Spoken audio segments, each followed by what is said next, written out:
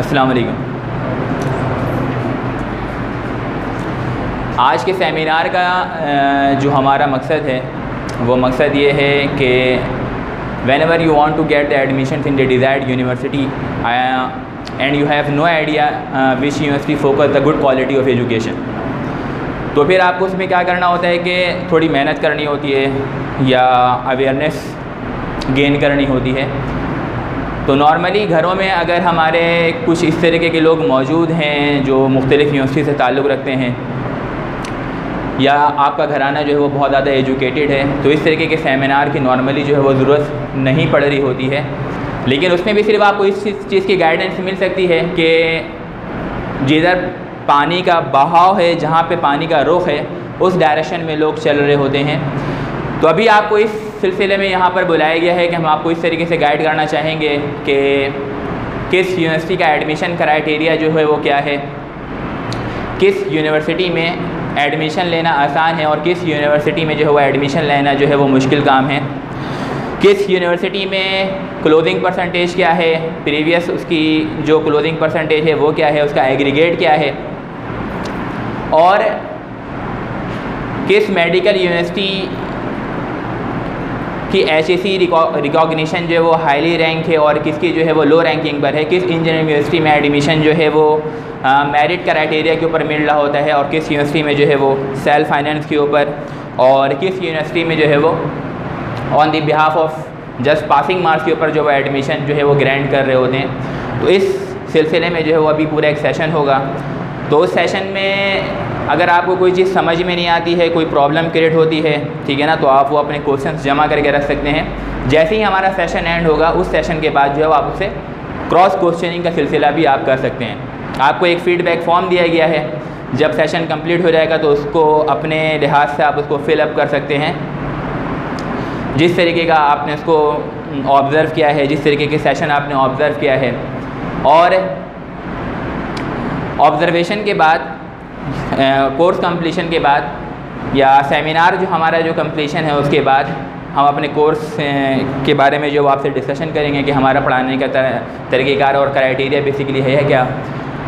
हमने जो इंट्रोड्यूस करवाया है since 2009 this our 4th campus in Gulshan Iqbal, that is डाइट्स Duae Ilm entry test system of DICC, Duae Ilm coaching centre. तो हमारा जो फोकस होता है, नाम भी हमारे थीम के ऊपर जो है वो बिलोंग कर रहा होता है।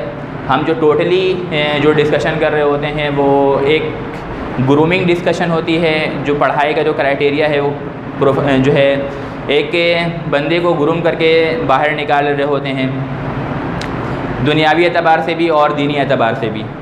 किसी किस्म की एक्स्ट्रा एक्टिविटी में बच्चों को इन्वॉल्व नहीं किया जाता है और ज़्यादा से ज़्यादा जो फोकस है हमारी पढ़ाई के ऊपर होती है। मुख्तलिफ़ किस्म के प्रैक्टिसिंग सेशंस हम करवाते हैं। तो अभी इस सेशन को कम्प्लीटली जो है वो सर नसीम जुल्फ़िकार जो है वो आपको अभी डिटेल इसमें प्रोवाइड करेंगे। तो हर चीज़ की शुरुआत जो है वो अल्लाह ताला के नाम से होती है। तो हमारे कैंपस का एक सिलसिला है, हम अस्माउल हुस्ना से चीज़ों को स्टार्ट करते हैं, ठीक है ना। तो अस्माउल हुस्ना भी वो अल्लाह ताला के नाम से स्टार्ट करेंगे। तो उसकी ताज़ीम के लिए नॉर्मली यही होता है कि लोग इंसान को चाहिए, मखलूक को चाहिए कि उसकी ताज़ीम के लिए नॉर्मली जो वो खड़े हो जाएँ और उसके बाद वो सिलसिला जो है वो शुरू होगा। तो अभी हम इंशाअल्लाह ताला सेशन का आगाज़ करने जा रहे हैं, ठीक है। In the name of Allah, the most beneficent and the most kind to all of us. Assalamu alaikum wa rahmatullahi wa barakatuh.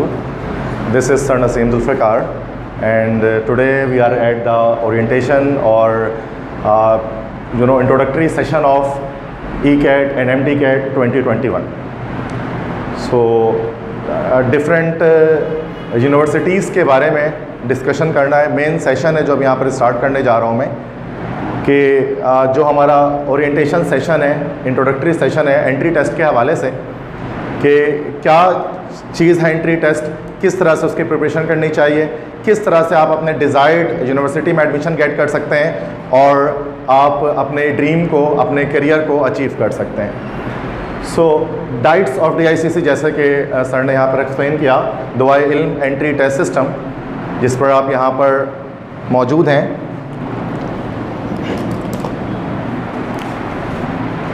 सो आज हम यहाँ पर डिस्कस करेंगे ECAT के हवाले से और MCAT के हवाले। तो कुछ स्टूडेंट्स यहाँ पर जो है वो इंजीनियरिंग यूनिवर्सिटी से बिलोंग करते होंगे या इंजीनियरिंग कॉलेज से बिलोंग करते होंगे, प्री इंजीनियरिंग लिया होगा, और कुछ ने जो है वो प्री मेडिकल लिया होगा।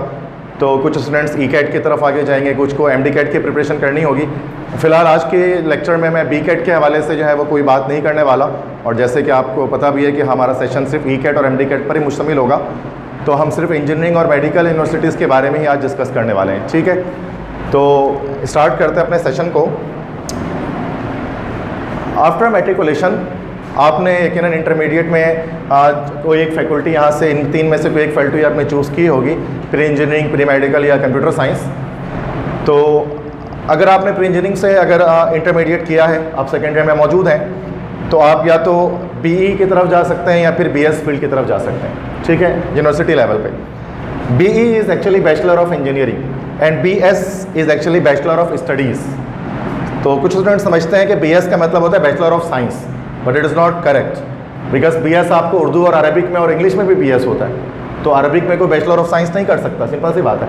तो ये बैचलर ऑफ स्टडीज़ है, जो 4 इयर्स का प्रोग्राम होता है, ये बैचलर्स और मास्टर्स के इक्विवेलेंट होता है। ठीक है, तो पहले क्या होता था कि बीएससी और एमएससी जो है हुआ करती थी, तो 2 इयर्स की बीएससी और 2 इयर्स की एमएससी। कुछ सालों से क्या हो गया, यूनिवर्सिटीज़ के अंदर जस्ट बीएस 4 इयर्स के प्रोग्राम जो है वो बच्चे कर रहे होते हैं, या फिर बी 4 इयर्स प्रोग्राम। तो ज़्यादातर स्टूडेंट्स जो होते हैं प्री इंजीनियरिंग से, वो ये चाहते हैं कि आफ्टर इंटरमीडिएट वो बैचलर ऑफ इंजीनियरिंग को, मतलब बीई की कोई डिग्री जो है ना वो अवेल करें। और कुछ स्टूडेंट्स होते हैं जो कि बीएस की तरफ जाते हैं। नॉर्मली ये एक माइंड होता है कि जिसका बीई में एडमिशन नहीं हो पाता, तो वो ज़्यादातर वो बीएस की तरफ फिर जा रहे होते हैं। ठीक है, ऐसा भी हो सकता है किसी का शौक ही बीएस का हो कि भाई मैं कराची में टॉप भी कर लो तो मुझे करना बीएस ही है, तो फिर वो एक अलग क्राइटेरिया है। लेकिन ज़्यादातर ये होता है कि जिसका बीई इंजीनियरिंग में नहीं हो पाता डिफरेंट यूनिवर्सिटीज़ में, तो वो बीएस की फील्ड्स की तरफ जा रहे होते हैं। तो ये हमारा माइंड सेट तो बीई के लिए होना चाहिए, स्कोप के लिहाज से देखा जाए, या फिर हम डिफरेंट और वैल्यू के लिहाज से देखें तो BE worth more than BS. Pre medical के जो स्टूडेंट्स होते हैं फर्स्ट ईयर सेकेंड ईयर के बाद, वो डिफरेंट डिग्रीज़ को ज्वाइन कर रहे होते हैं। वह या तो वो एमबीबीएस की तरफ जाते हैं, first priority, that is 5 years course होता है आपका MBBS. After that you will become a doctor, या फिर बीडीएस की तरफ जाते हैं, bachelor of dental surgery. After that you will become a dentist, this is also 5 years course. या आप फार्मडी की तरफ जाते हैं, या जिसको हम डॉक्टर ऑफ फार्मेसी कहते हैं, तो ये भी 5 इयर्स होता है, केयू और डिफरेंट और यूनिवर्सिटी से हो रहा होता है। या फिर अब आजकल एक न्यू फील्ड भी है कुछ सालों से, डीपीटी, डॉक्टर ऑफ फिजियोथेरेपी, जिनको पढ़ने के बाद आप फिजियोथेरेपिस्ट बन सकते हैं। तो ये चारों ही फील्ड्स वो हैं जिनको पढ़ने के बाद आपके नाम के साथ डॉक्टर लग जाता है। आप चाहे एमबीबीएस कर लो, आप बीडीएस कर लो, आप फार्मेसी कर लो, आप डीपीटी कर लो, in all that scenario in all this degrees you will become a doctor. ठीक है, बट ज़्यादा जो चॉइसेस होती हैं बच्चे के, पहले एमबीबीएस के लिए वो स्ट्राइव करते हैं, नहीं हुआ तो बीडीएस, नहीं हुआ तो फिर फार्मेसी, उसमें भी नहीं हुआ तो डीपीटी फाइनली। ठीक है, तो यही क्राइटेरिया मेडिकल के स्टूडेंट्स को एक ये लाइनेज बनानी चाहिए अपनी। कंप्यूटर साइंस के जो स्टूडेंट्स होते हैं वो सेम इंजीनियरिंग की तरह बीई और बीएस कर सकते हैं, लेकिन इनमें क्या होता है कि बीई और बीएस में इनके पास चॉइसेस होती हैं, स्पेसिफिक फील्ड के अंदर कर सकते हैं। मतलब इनको सारी फील्ड, जैसे कि केमिकल इंजीनियरिंग, अब प्री इंजीनियरिंग वालों को तो केमिकल इंजीनियरिंग मिल सकती है, लेकिन जिससे कंप्यूटर साइंस से इंटर किया उसको केमिकल इंजीनियरिंग की फील्ड नहीं मिल सकती है, मेटलर्जी नहीं मिल सकती, पॉलीमर नहीं मिल सकती, मटेरियल नहीं मिल सकती, बहुत सारे, सिविल नहीं मिल सकती। हाँ, जो मिल सकती है वो क्या है, कंप्यूटर रिलेटेड फील्ड्स हैं, जैसे CIS मिल जाएगी, सॉफ्टवेयर इंजीनियरिंग मिल जाएगी, ठीक है, और सिर्फ BCIT मिल जाएगी, NED के अंदर इस तरह की फील्ड्स मिल सकती हैं। तो ये हमारे पास जो है एक फ्लो चार्ट है कि मैट्रिक के बाद इंटर और इंटर के बाद आगे हम किस तरह से लाइफ में बढ़ते हैं। अभी आप इंटरमीडिएट में हैं, इंटरमीडिएट से मुराद होता है कि आपने मैट्रिक तो कर लिया बट यूनिवर्सिटी में आप नहीं गए, आप कॉलेज लाइफ में भी हैं। तो इस इंटरमीडिएट लेवल में आपको फैसला करना पड़ता है कि what you are going to do after that. Science, देखो मैट्रिक के बाद इंटर में जब आते हैं ना तो कुछ सेलेक्टेड फील्ड्स होती हैं, मतलब या प्री मेडिकल से कर लो, इंजीनियरिंग कर लो, कंप्यूटर साइंस कर लो, आर्ट्स कर लो, कॉमर्स कर लो, बस फील्ड ख़त्म। लेकिन जब इंटर के बाद जब आप आगे जाते हैं ना तो you have a long list of selections, आपके पास चॉइसेस की एक बहुत बड़ी लिस्ट होती है। तो आप उसको सर्च करते जाओगे ना, सिर्फ सुबह से शाम सिर्फ यूनिवर्सिटी के नेम और उनके प्रोग्राम को देखते हुए हो जाए, सिर्फ इतने यूनिवर्सिटीज़ और इतने प्रोग्राम्स हैं। तो एक स्टूडेंट क्या होता है वो काफ़ी ज़्यादा इससे वो परेशान भी हो जाता है कि किस डिग्री की तरफ जाना चाहिए। हर एक एडवर्टाइजमेंट के अंदर जो है यूनिवर्सिटी की तारीफ़ हो रही होती है, डिग्री की तारीफ़ हो रही होती है, लेकिन अब जाहिर सी बात है ना कि हर चीज़ तो बेस्ट नहीं हो सकती ना, कुछ चीज़ें बेस्ट होंगी। उसी के बारे में आज ओरिएंटेशन सेशन है, तो देखते हैं कौन कौन से डिग्रीज़ हैं जो पाकिस्तान के अंदर जो है वो टॉप लेवल की हैं, या जिनको कर कर बहुत बेहतरीन आप अपने फ्यूचर को सिक्योर कर सकते हैं। पाकिस्तान के अंदर जो यूनिवर्सिटीज़ हैं, शुरू का सेशन में अभी एप्टीट्यूड में ई-कैट के हवाले से करूँगा, मतलब जो इंजीनियरिंग के स्टूडेंट उनके हवाले से, फिर बाद में मेडिकल के हवाले से भी गाइडेंस में करूँगा। तो इंजीनियरिंग के जो टॉप यूनिवर्सिटीज़ हैं उनमें हमारे पास जो शुरू में टॉप 2 यूनिवर्सिटीज़ हैं, दैट इज़ पियास एंड नस्ट जिसको हम कहते हैं, ठीक है। तो पियास इस पाकिस्तान के जो है वो ये इस्लामाबाद के अंदर एक इंजीनियरिंग यूनिवर्सिटी है, पियास इस्लामाबाद में, जिसकी वर्ल्ड रैंकिंग जो है वो 355 है। 355 पर टॉप 500 यूनिवर्सिटी में 2 यूनिवर्सिटी का नाम आता है पाकिस्तान की, एक पियास का नाम आता है और एक नस्ट का नाम आता है। नस्ट जो है वो 373 नंबर पर वर्ल्ड रैंकिंग में है। मैं यहाँ पर स्टार्ट अभी इस वक्त जो है वो NED से नहीं कर रहा, NED को मैंने रखा है, बट आफ्टर दैट मैं पहले जो है वो पाकिस्तान के टॉप लेवल यूनिवर्सिटीज़ के बारे में बात कर रहा हूँ, जिनकी जो है वो जिनकी इंटरनेशनल हेरिटेज है, जो दुनिया भर में कह लो कि मशहूर है, फेमस है, जिनकी डिग्रीज़ की वर्थ है, ठीक है। NED पर भी आऊँगा, बट उससे पहले चूँकि बहुत सारे स्टूडेंट्स को लगता है कि NED पर ही जो है वो दुनिया ख़त्म हो जाती है, NED के बाद दुनिया आगे नहीं बढ़ती, तो ऐसा नहीं है। It is not the correct thing, it is not the correct thing. बल्कि क्या है कि इससे पहले NED के अलावा भी हमारे पास अच्छे इदारे पाकिस्तान में मौजूद हैं। अगर आप गूगल में जाएंगे ना, टॉप 10 यूनिवर्सिटीज़ ऑफ पाकिस्तान लिखेंगे, तो शायद कोई भी वेबसाइट आपको NED का नाम शुरू के 10 में नहीं देगी, टॉप 10 में, किसी भी वेबसाइट पे आप चले जाओ। हाँ, वो पंजाब की डिफरेंट, इस्लामाबाद की डिफरेंट यूनिवर्सिटीज़ का नाम ले रही होगी। तो सबसे फर्स्ट नंबर पे पियास है, इस्लामाबाद। आज जिनको पढ़ना ही कराची में है तो जाहिर सी बात है वो इस तरफ फिर नहीं सोचेंगे। हाँ, किसी को ज़िंदगी में बेस्ट अचीव करना है तो वो इसके बारे में सोच सकते हैं, मैं एडमिशन क्राइटेरिया भी बताऊँगा। सेकेंड है NUST, National University of Science and Technology, ये भी इस्लामाबाद में।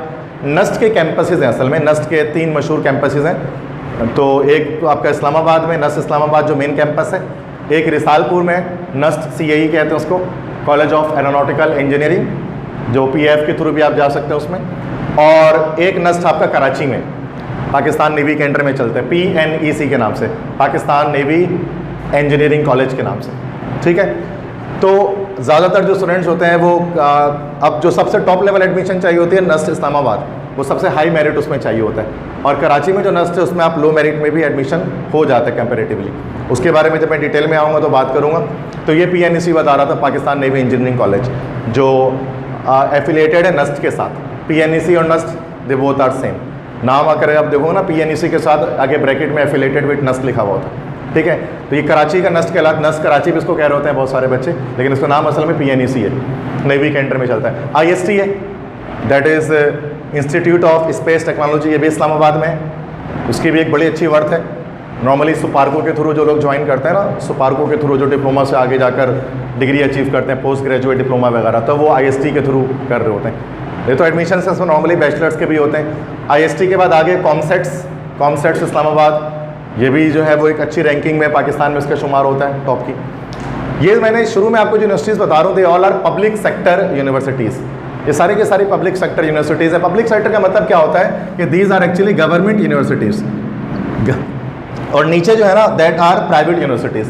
गवर्नमेंट और प्राइवेट में थोड़ा डिफरेंस ये है कि गवर्नमेंट यूनिवर्सिटीज़ के अंदर आप जो है वो कंपटीशन यहाँ पर टफ होता है, यहाँ पर एडमिशन लेने में कंपटीशन टफ होता है, बट इसकी फ़ी भी लेस होती है, फ़ी लेस होने के साथ इसकी वैल्यू भी ज़्यादा होती है, ठीक है। तो कुछ चीज़ें जो है ना वो आपको पब्लिक सेक्टर यूनिवर्सिटीज़ के अंदर बेनिफिट देती हैं कि इसमें फ़ीस कम है, फ़ी आपकी लेस है, दूसरी चीज़ वैल्यू ज़्यादा है, तीसरी चीज़ के यहाँ पर जो है वो मेरिट के बुनियाद पर एडमिशन होता है, वैसे कंपटीशन टफ है, ठीक है। नेक्स्ट अगर हम बात करें NED यूनिवर्सिटी की, अब देखो सेकंड ड्रॉप पे मैं लिख रहा हूँ यहाँ पर, that is NED university of engineering and technology. अब जिनको पढ़ना ही कराची में, वो किसी तरह से कराची से बाहर इस्लामाबाद में या कहीं और उनके रिलेटिव्स नहीं है, या वो हॉस्टल अफोर्ड नहीं कर सकते, तो वो कराची की अगर टॉप यूनिवर्सिटी में पढ़ना चाहते हैं इन दैट केस, तो वो NED यूनिवर्सिटी को यकीनन ज्वाइन कर सकते हैं, ठीक है। NED के बाद फिर हमारे पास कराची में दाऊद यूनिवर्सिटी भी है, DUET जिसको हम कहते हैं। देन IIE है यूनिवर्सिटी रोड पर, that is institute of industrial electronics engineering. इन सारे यूनिवर्सिटीज़ के बारे में एक एक करके मैं जो है वो डिस्कस करूँगा डिटेल में आज, ठीक है। तो काफ़ी लंबा सेशन होने वाला है, चीज़ों को समझना है ध्यान से, हर चीज़ को। नेक्स्ट है कराची यूनिवर्सिटी ऑफ कराची जिसको कहते हैं Jama Karachi. And final is ये सिंध के अंदर है, जामशोरो में MUET, Mehran university of engineering and technology, Jamshoro के पास है, हैदराबाद के पास है, ठीक है। तो ये पब्लिक सेक्टर यूनिवर्सिटीज़ के बारे में मैंने बताया। अब कुछ इंजीनियरिंग यूनिवर्सिटी जो प्राइवेट सेक्टर हैं वो भी काफ़ी सारी हैं, जो पाकिस्तान के टॉप लेवल पे प्राइवेट सेक्टर यूनिवर्सिटीज़ हैं, उनमें से एक हमारे पास सबसे मतलब टॉप पे आती है LUMS, Lahore University of Management Sciences. तो प्राइवेट सेक्टर का मतलब इन सब की फीसेस ज़्यादा होती हैं, बट हर यूनिवर्सिटी के अंदर स्कॉलरशिप को अवेल करने का एक तरीका होता है। तो लम्स के अंदर स्कॉलरशिप होता है सेट टेस्ट के थ्रू, तो वो एक अलग क्राइटेरिया, उस पर अभी फ़िलहाल शायद मैं डिस्कस ना करूँ, लेकिन लम्स के जो है वो 100% फ़ी स्कॉलरशिप भी देती है। ठीक है, अगर उसके लिए अगर आपको मुझसे डिस्कस करना चाहे तो आफ्टर द सेशन मैं डिटेल में उसको डिस्कस कर सकता हूँ। अभी फ़िलहाल मैं लम्स पे बात नहीं कर। आगे बढ़ते हैं तो GIK गुलाम इसहाक खान इंस्टीट्यूट, ये सवाबी में है, KPK में। ठीक है, इसकी भी इंटरनेशनल बड़ी अच्छी वर्थ है। ये KPK में, खैबर पख्तूनख्वा में, सवाबी में। ठीक है, GIK। नेक्स्ट है फास्ट, प्राइवेट यूनिवर्सिटी है, सॉफ्टवेयर इंजीनियरिंग इसकी बड़ी ज़्यादा कह लो वर्थ है इसकी, फास्ट की, नेशनल हाईवे कराची पर मौजूद है और कंप्यूटर साइंस के अंदर एक बड़ा नाम है फास्ट का। Next is sir Syed university of engineering and Technology, ये भी प्राइवेट यूनिवर्सिटी है, यूनिवर्सिटी रोड पर कराची में ही मौजूद है। नेक्स्ट है DHA सुफ़ा, DHA में मौजूद है, ये प्राइवेट यूनिवर्सिटी है। हमदर्द यूनिवर्सिटी है, ठीक है, प्राइवेट। बहरिया यूनिवर्सिटी है, प्राइवेट। बहरिया के बाद UIT है, उस्मान इंस्टीट्यूट ऑफ टेक्नोलॉजी। ठीक है, तो ये भी हमारे पास प्राइवेट यूनिवर्सिटीज़ हैं। तो बेटा प्राइवेट यूनिवर्सिटीज़ में एडमिशन गेट करना कंपैरेटिवली आसान होता है बनिस्बत जो है वो पब्लिक सेक्टर यूनिवर्सिटीज़ के। तो हम जो ECAT के सेमिनार्स कर रहे होते हैं, ECAT की तैयारी कर रहे होते हैं, इस वजह से कि इन पब्लिक सेक्टर यूनिवर्सिटीज़ में आराम एडमिशन हो जाए। अगर आप कराची से बाहर जा सकते हैं, अफोर्ड कर सकते हैं और आपको किसी टॉप लेवल में पढ़ने का शौक है तो फर्स्ट रॉ आपके लिए। अगर आप चाहते हैं नहीं कराची में ही पढ़ना तो सेकंड रॉ यूनिवर्सिटीज़ आपके लिए। ठीक है, तो ये मैंने आपको जस्ट एक brief summary the different universities की। अब आगे आते हैं तो एक एक करके यूनिवर्सिटीज़ के एडमिशन क्राइटेरिया को स्टार्ट करते हैं, उनके टेंटेटिव टेस्ट डेट्स वगैरह के बारे में बताऊँगा। तो first is NUST, National University of Science and Technology. इसके 3 टेस्ट होते हैं साल में। There are 3 test of NUST, NET 1, NET 2, NET 3। NET means NUST entry test.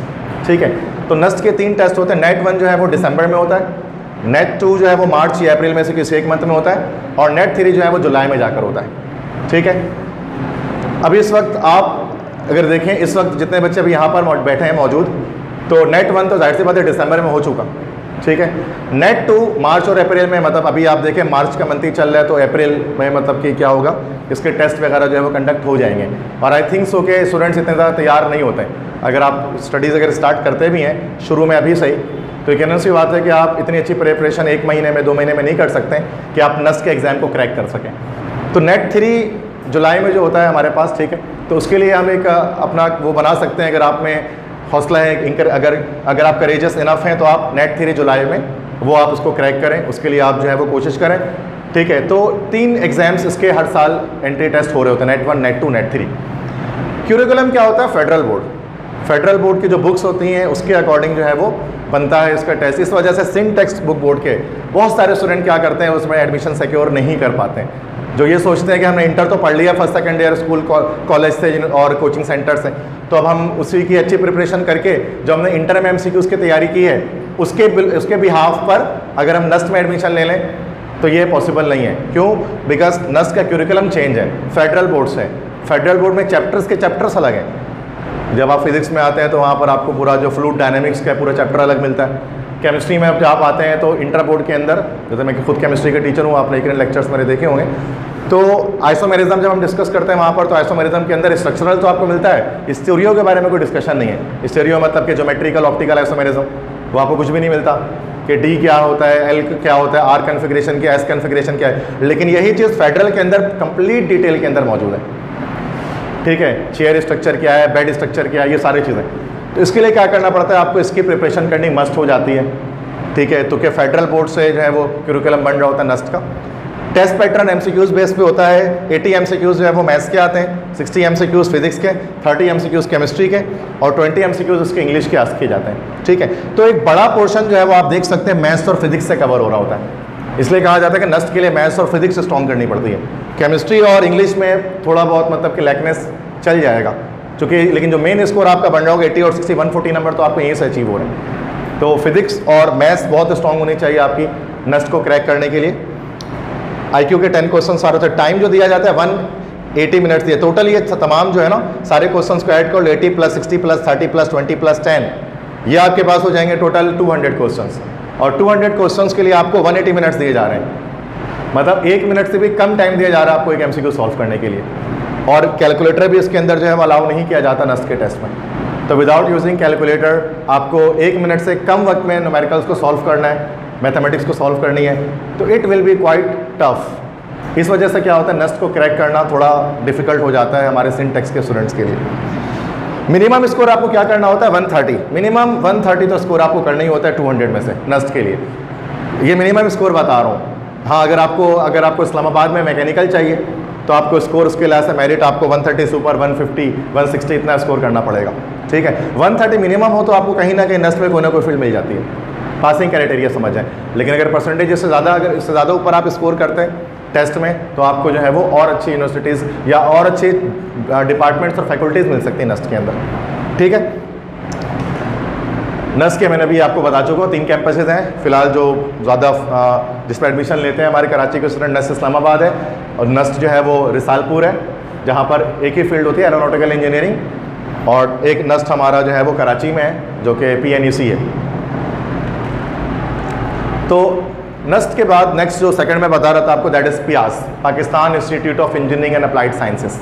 ये भी इस्लामाबाद में, और इसके टेस्ट में कैलकुलेटर अलाउ होता है। इसका पैटर्न क्या होता है, 25 मार्क्स के, मतलब 25 केमिस्ट्री, 25 फिजिक्स, 25 मैथमेटिक्स और 25 इंग्लिश।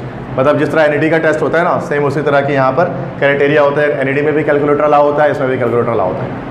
इस तरह से इसका टेस्ट क्राइटेरिया, इसमें अगर आप टेस्ट अगर देते हैं, अच्छे मार्क्स सिक्योर करते हैं, इन दैट केस क्या होता है कि आपका एडमिशन PIAS इस्लामाबाद में भी हो सकता है। इस्लामाबाद में अगर आप अपनी लॉजिंग कर सकते हैं, रेजिडेंस अगर आप अपनी बना सकते हैं तो। फ़ी स्ट्रक्चर की बात करूं तो आई थिंक के PIAS के फ़ी स्ट्रक्चर की बात करूं तो वैसे तो स्टूडेंट्स ये चीज़ है कि नस्ट में जो है ना, नस्ट के शायद फ़ी स्ट्रक्चर के स्लाइड में यहाँ पर नहीं लिख सका, तो अब चूँकि गवर्नमेंट इंस्टीट्यूट है तो 1 लाख पर सेमेस्टर के लिहाज से उसकी जो है वो लगभग इस तरह की फ़ी है, सेमेस्टर वाइज 1 लाख उसकी फ़ी होती है। तो और मतलब कि 2 लाख जो है वो पर ईयर इसमें जो है उसका आप कह सकते हैं जो फ़ी है नस्ट की। PIAS की जो फ़ी स्ट्रक्चर है, इसमें केमिकल इंजीनियरिंग होती है, CIS है, इलेक्ट्रिकल है, मटेरियल्स है, मैकेनिकल इंजीनियरिंग है। तो इनकी फीसेस जो है वो इस तरह से पर ईयर फ़ी 98,000, 1 लाख, मतलब 1,12,000, लगभग 1 लाख के आसपास है, ठीक है। तो ये और बहुत मतलब जो डिग्री अचीव कर रहे हैं, देखो फ़ी में इतना ज़्यादा मसला नहीं है इसमें, this fee is normally affordable, but issue ये कि इसका टेस्ट जो होता है ना वो मुश्किल होता है, उसको क्रैक करना मुश्किल होता है। वरना ये फ़ी, इससे ज़्यादा फ़ी कराची के अंदर मुख्तलिफ यूनिवर्सिटीज़ के अंदर है जिनकी वैल्यू उससे भी डाउन है। तो स्टूडेंट्स जो है वो इस पर जा सकते हैं इस तरफ आगे। तो नेक्स्ट इसके बाद बताया था GIK, गुलाम इसाक खान, जो KPK में मौजूद है। अभी मैं NED की तरफ आऊँगा, लेकिन NED से पहले ज़रा सुने कि बाकी यूनिवर्सिटीज़ के बारे में, चूँकि हम एक बड़ा अपना एक क्लोज माइंड रखते हैं ना यूनिवर्सिटीज़ के बारे में ज़्यादातर स्टूडेंट्स, तो हमें पता ही नहीं होता कि पाकिस्तान के अंदर यूनिवर्सिटी अच्छी कौन सी हैं, कौन सी यूनिवर्सिटी टॉप लेवल पे चल रही है, वर्ल्ड रैंकिंग में कौन सी जा रही है। इसकी वजह से क्या होता है कि हम अच्छी यूनिवर्सिटी में एडमिशन गेट करने से रह जाते हैं, और नॉर्मली जहन में ये होता है ना कि वो फ़ीस ज़्यादा है, अगर यूनिवर्सिटी अच्छी होगी तो फ़ीस ज़्यादा होगी, तो ऐसा नहीं है। ये सारी यूनिवर्सिटी जो मैं आपको शुरू में बता रहा हूँ ना, ये सारी पब्लिक सेक्टर यूनिवर्सिटीज़ हैं, सारी गवर्नमेंट यूनिवर्सिटीज़ हैं। उनकी फ़ीस जो है वो किसी भी तौर पर इतनी हाई नहीं है कि आप अफोर्ड नहीं कर सको। अगर हाई लग भी रही है ना तो उसके अंदर डिफरेंट तरह के स्कॉलरशिप्स होते हैं। नस्ट के अंदर स्कॉलरशिप है, PIAS के अंदर स्कॉलरशिप है, 100% तक फ़ी वीवर हो जाता है, स्कॉलरशिप लग जाती हैं। बट फिर वही है कि आपको उसमें क्या करना पड़ेगा, आपको एडमिशन टेस्ट के अंदर पोजीशन सिक्योर करनी पड़ेगी, फर्स्ट सेकंड थर्ड इस तरह की पोजीशन अगर आपकी होगी और ओवर पाकिस्तान, तो फिर 100% स्कॉलरशिप भी मिल सकती है। उससे अगर डाउन हो गए तो 50% भी मिल सकती है। मतलब किसी भी वजह से पब्लिक सेक्टर यूनिवर्सिटीज़ के लिए ना जस्ट आपने मेरिटोरियस होना चाहिए, आप में काबिलियत होनी चाहिए, आप में एलिजिबिलिटी होनी चाहिए, और आप उसको सिक्योर कर लोगे। फीस का मैटर कहीं पे भी नहीं आता, किसी भी जगह पर नहीं आता। हाँ, वो उस वक्त मैटर आएगा जब आप टेस्ट क्लियर करने के काबिल ही नहीं होगे और आपको मजबूरन किसी प्राइवेट यूनिवर्सिटी में आसान से टेस्ट देकर आपको एडमिशन लेना होगा, फिर उसके लिए बस आप फीस दें और जैसा आप एडमिशन सिक्योर करें। GIK में जो है ना, तो GIK गुलाम इसाक खान, इसकी जो फ़ी होती है, अच्छा ये प्राइवेट है, इट इज़ नॉट गवर्नमेंट, ये पब्लिक सेक्टर नहीं है, GIK प्राइवेट सेक्टर है। तो इसकी फीसेस देखो प्राइवेट सेक्टर की क्या है, ये इंटरनेशनल रैंकिंग में नस्ट से नीचे है, PIAS से भी नीचे, ठीक है। लेकिन है क्योंकि प्राइवेट, तो उसकी फ़ी देखो सेमेस्टर वाइज जो है वो 3,47,00,000, 3.5 लाख तक क्रॉस कर रही है 6 महीने की फीस की। यही फीस इससे कम PIAS में, जबकि इससे ऊपर की यूनिवर्सिटी है, क्योंकि वो पब्लिक सेक्टर है, ये प्राइवेट सेक्टर है, ठीक है।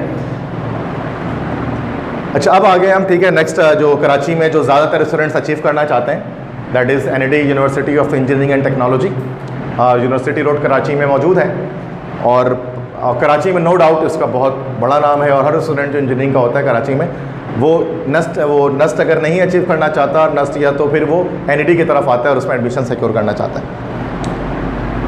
NET में जो ECAT का आपका सिलेबस होता है NET के लिए 25 मार्क्स के 4 सब्जेक्ट होते हैं, इंग्लिश, केमिस्ट्री, फिजिक्स, मैथमेटिक्स, सब 25 मार्क्स के।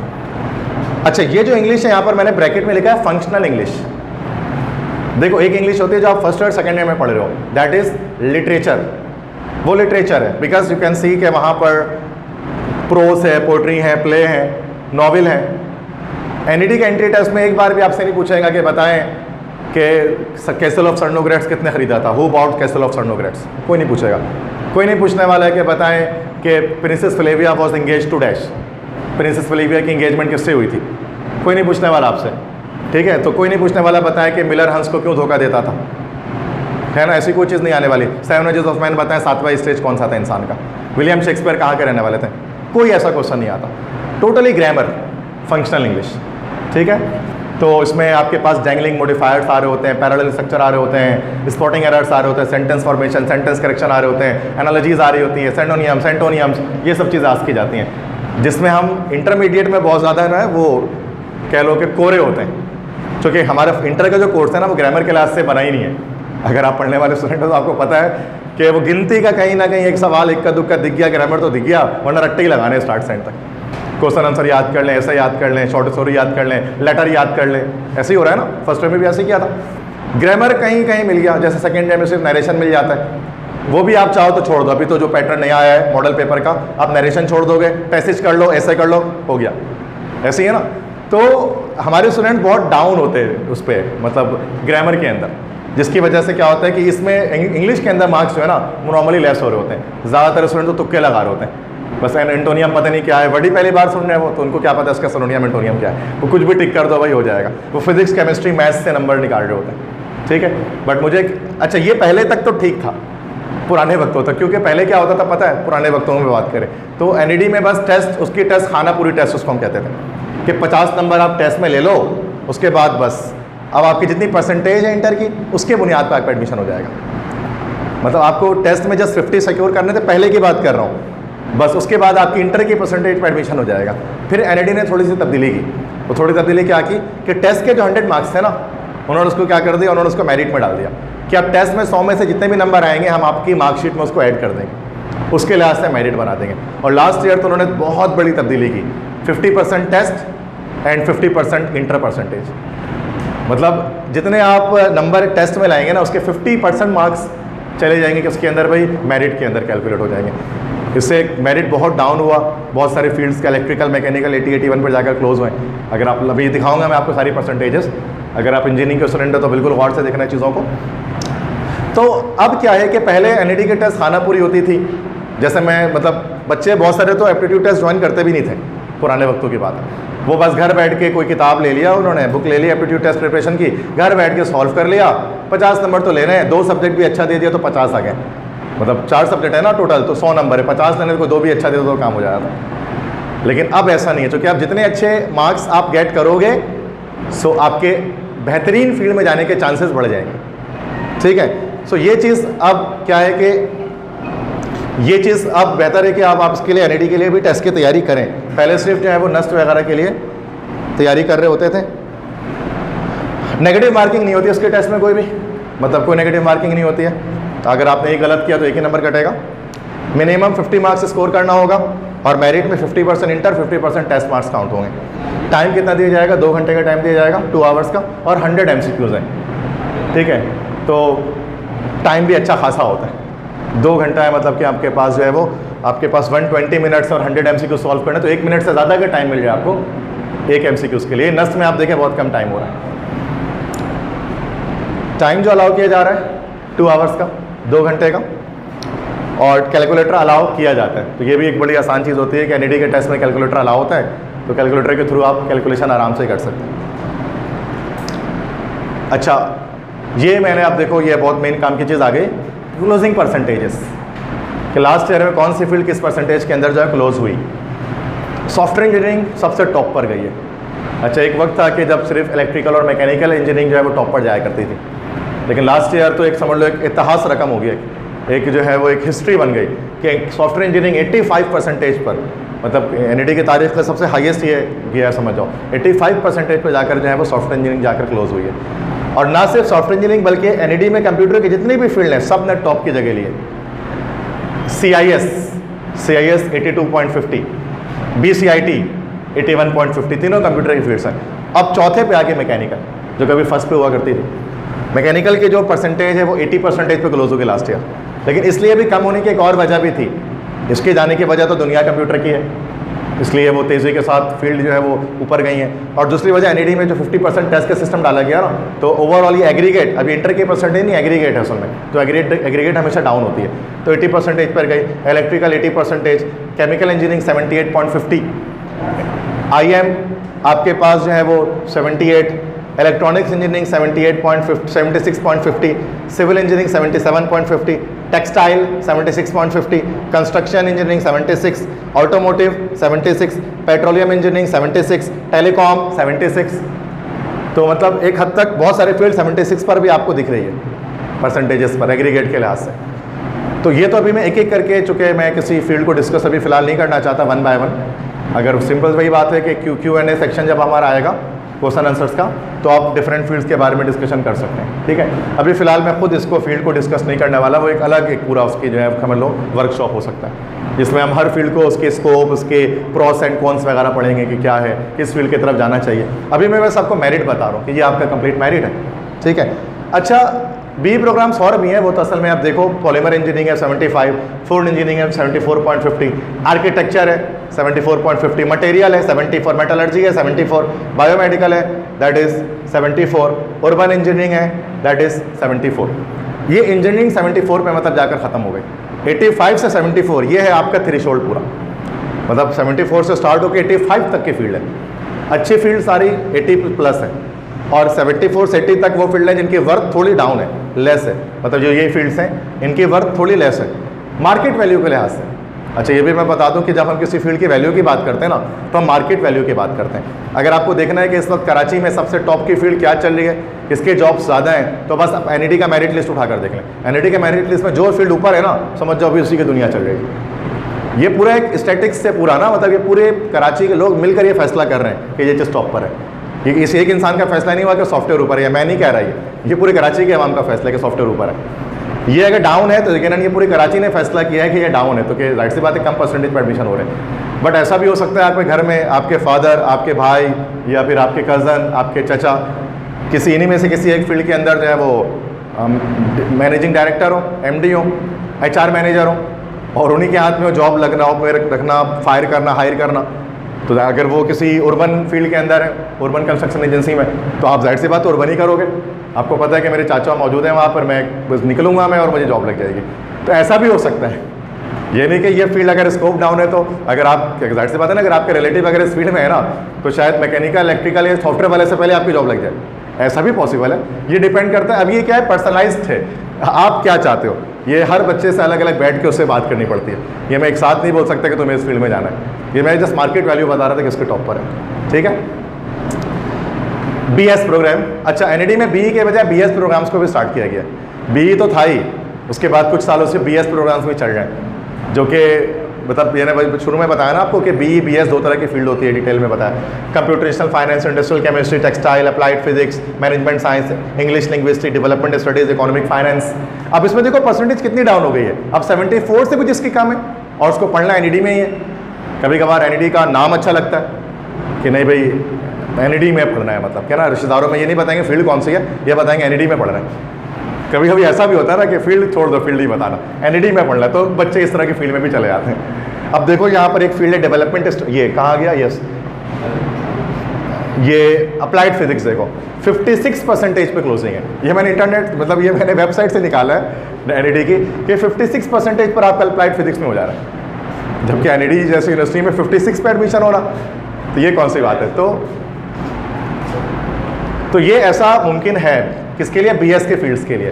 बट मैं मानता हूँ कि अगर आपके परसेंटेज इतनी कम है ना, तो एनईडी के बजाय और चॉइसेस आपके पास हैं, आप एंट्री टेस्ट क्रैक करें अच्छी यूनिवर्सिटी का और आप वहाँ पढ़ दें, बनस्बत इसके कि आप इनमें से कोई फील्ड्स को चॉइस करें। चूँकि ये भी न्यू फील्ड्स हैं, इनकी वर्थ अभी इतनी नहीं है, ना ही पूरी तरह से ये रिकॉग्नाइज है तमाम इंडस्ट्रीज़ के अंदर, तो बेहतर होगा कि उसके अलावा भी चॉइसेस उस तरफ हम जाएँ, ठीक है। अगर परसेंटेज खुदा ना खास इतनी कम आती है, अगर अच्छी आती है तो आपके लिए बेस्ट चॉइसेस हैं, ठीक है।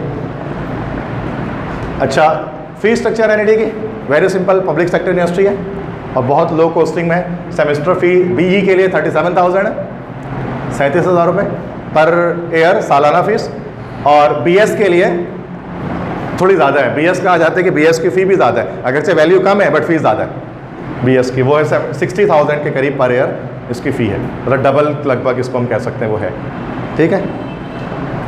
उसके बाद अगर एनईडी में नहीं हो पाता अगर स्टूडेंट्स का कराची में, और कराची में अब दूसरी यूनिवर्सिटी चाहिए तो that is Dawood University of engineering and technology.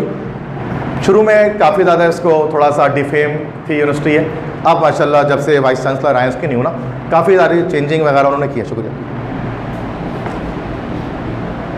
काफ़ी सारी चेंजिंग इसमें की गई है ना। और ये बिल्डिंग भी पुरानी है, वैसे नहीं है, ये तस्वीर मुझे मिली नहीं थी नहीं हो तो मैंने ऐसे ही लगा ली, तो बड़ी खूबसूरत भी बना दिया गया उसको और बड़ी चेंजिंग की गई है, सिस्टम अच्छा कर दिया गया, पीएचडी तक की फील्ड अब डाल दी गई है इसके अंदर, ठीक है।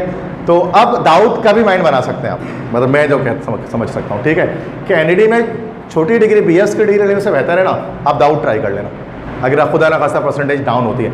अच्छा, अभी फ़िलहाल होता ये था ना कि शुरू में इस ईयर ऐसा है कि फर्स्ट टाइम में सारे प्रमोट हुए हैं, सारे प्रमोट हुए हैं, सब पास हैं। आप सब सोचो एनईडी में सॉफ्टवेयर गुना नहीं है, कोई मसला ही नहीं है, बिल्कुल ले सकते हैं, कोई जवाब ही नहीं बनता ना, क्यों नहीं ले सकते, क्योंकि फर्स्ट टाइम पेपर हुआ ही नहीं।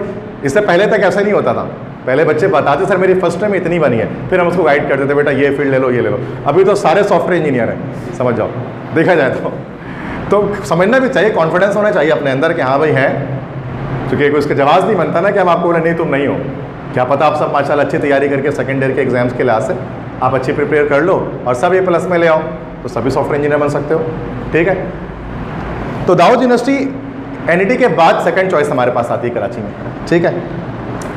काफ़ी सारे डिपार्टमेंट हैं, एनईडी से कम है थोड़े, architecture, chemical, computer, electronics, energy and environment, industrial, metallurgy, petroleum, telecom, ये बाद में डाले गए ना। शुरू में स्टार्टिंग में बस ये 4 डिपार्टमेंट्स हुआ करते थे, केमिकल हुआ करता था, इलेक्ट्रॉनिक्स हुआ करता था, आईएम हुआ करता था, मेटलर्जी हुआ करता था और एक आर्किटेक्चर का अलग कैंपस हुआ करता था। अभी कुछ सालों से ये बाकी कैंपसेस, बाकी फील्ड्स भी डाले गए और उनमें जो सबसे ज़्यादा जो टॉप लेवल हम कह सकते हैं ना कि जो सबसे ज़्यादा जो एडमिशन सिक्योर करते हैं स्टूडेंट्स ना, वो केमिकल इंजीनियरिंग के अंदर कर रहे होते हैं।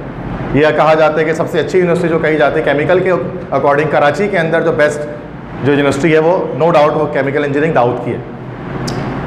तो अब ये इस चूँकि मैं I am my self a chemical engineer, ठीक है, इस तरह बाकी जो टीचर यहाँ पर मौजूद हैं, ठीक है, जो शुरू में इंट्रोडक्शन दिया सर मोहसिन ने, वो भी केमिकल इंजीनियर हैं, सर ताबिश बैठे हैं, वो भी केमिकल इंजीनियर ही हैं। का टाइम हो गया, अच्छा। तो हम थोड़ा सा इसमें हम ब्रेक लेते हैं, गैप लेते हैं, उसके बाद 5 मिनट का गैप हम लेते हैं, नमाज जिसको ऑफ़र करनी है वो नमाज़ ऑफ़र करेंगे, उसके बाद फिर आगे हम मेडिकल के भी पूरी हमारी एमडी कैट रहती है उसके वाले में बताना है और थोड़ी सी कुछ इंजीनियरिंग के बारे में रहती है वो बताऊँगा, ठीक है। बहुत शुक्रिया।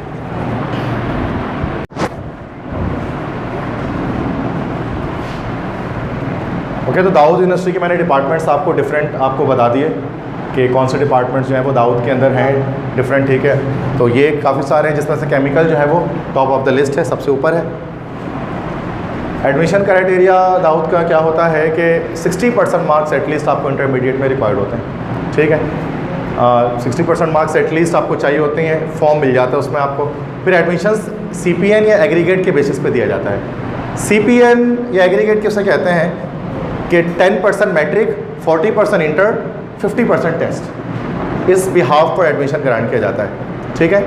कि जो भी आपका कंप्लीट मेरिट स्कोर बनेगा वो मैट्रिक की परसेंटेज पर भी, इंटर की परसेंटेज पर भी, टेस्ट के मार्क्स पर भी, तीनों पर बेस करेगा। इसको सीपीएन या एग्रीगेट कहते हैं, ठीक है। तो इसका मतलब ये होगा कि अगर आपके इंटर में परसेंटेज डाउन भी है ना, मैट्रिक में आपके अच्छे हैं और आपके टेस्ट में अच्छे मार्क्स आ गए, तो दाऊद में एडमिशन गेट करने के चांसेस ज़्यादा होते हैं, ठीक है। अब तो एनईडी में भी ऐसा हो गया 50% वाला मसला, वरना पहले जो जिनकी परसेंटेज ज़्यादा नहीं हुआ करती थी ना, वो हमेशा डायरेक्ट दाऊद में अप्लाई किया करते थे, उनको पता था टेस्ट में अच्छा परफॉर्म करके एडमिशन मिल जाएगा। अब एनईडी में भी ऐसा हो सकता है।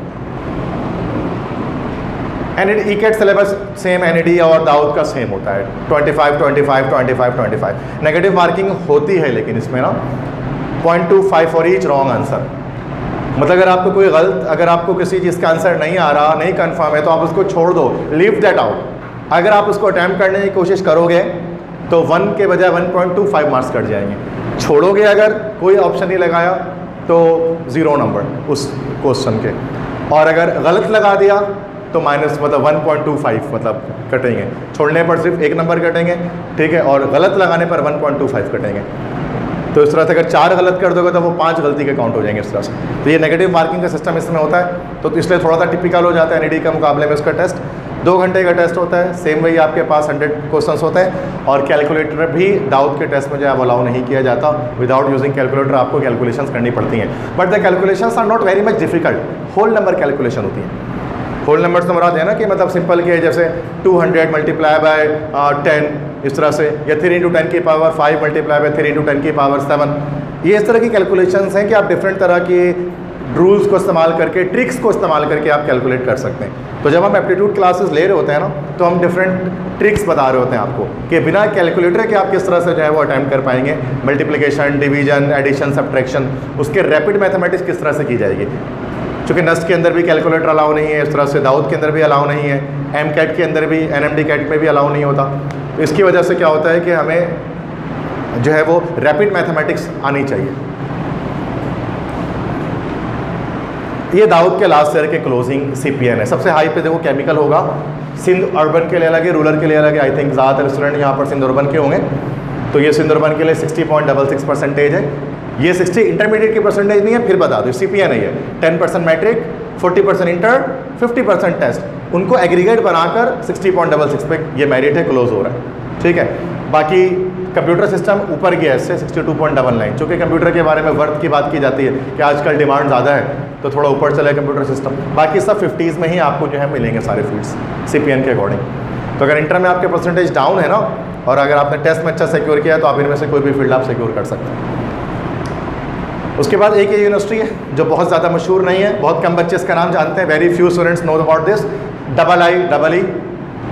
ये यूनिवर्सिटी रोड पर ही मौजूद है, institute of industrial electronics engineering, IIEE। ये BE सिर्फ एक फील्ड में कराता है, इंडस्ट्रियल इलेक्ट्रॉनिक्स में, और पूरे पाकिस्तान में सिर्फ यही एक इदारा है जो इंडस्ट्रियल इलेक्ट्रॉनिक्स में BE करवाता है। बाकी पाकिस्तान में और कोई यूनिवर्सिटी नहीं है जो इस फील्ड में BE करवाए। 60% मार्क्स इंटरमीडिएट में रिक्वायर होते हैं, और उसके बाद टेस्ट होता है, मेरिट। अच्छा, इसका मेरिट देखिए, टेस्ट इसमें और ज़्यादा इन्फ्लुएंस कर रहा है। 60% टेस्ट के मार्क्स काउंट होता है मेरिट कैलकुलेशन में, और 40% इंटर के मार्क्स काउंट हो रहे हैं। मतलब टेस्ट के मार्क्स ज़्यादा काउंट हो रहे हैं बनिस्बत इंटर के मार्क्स के। तो जैसा कि आपको सिर्फ 60 और 65 भी है ना, और आप टेस्ट अच्छा दे देते हो, तो IIEE में एडमिशन गेट करना ईजी होता है। B ग्रेडर्स भी आराम से एडमिशन गेट कर सकते हैं टेस्ट अगर अच्छा दे देते हो, ठीक है।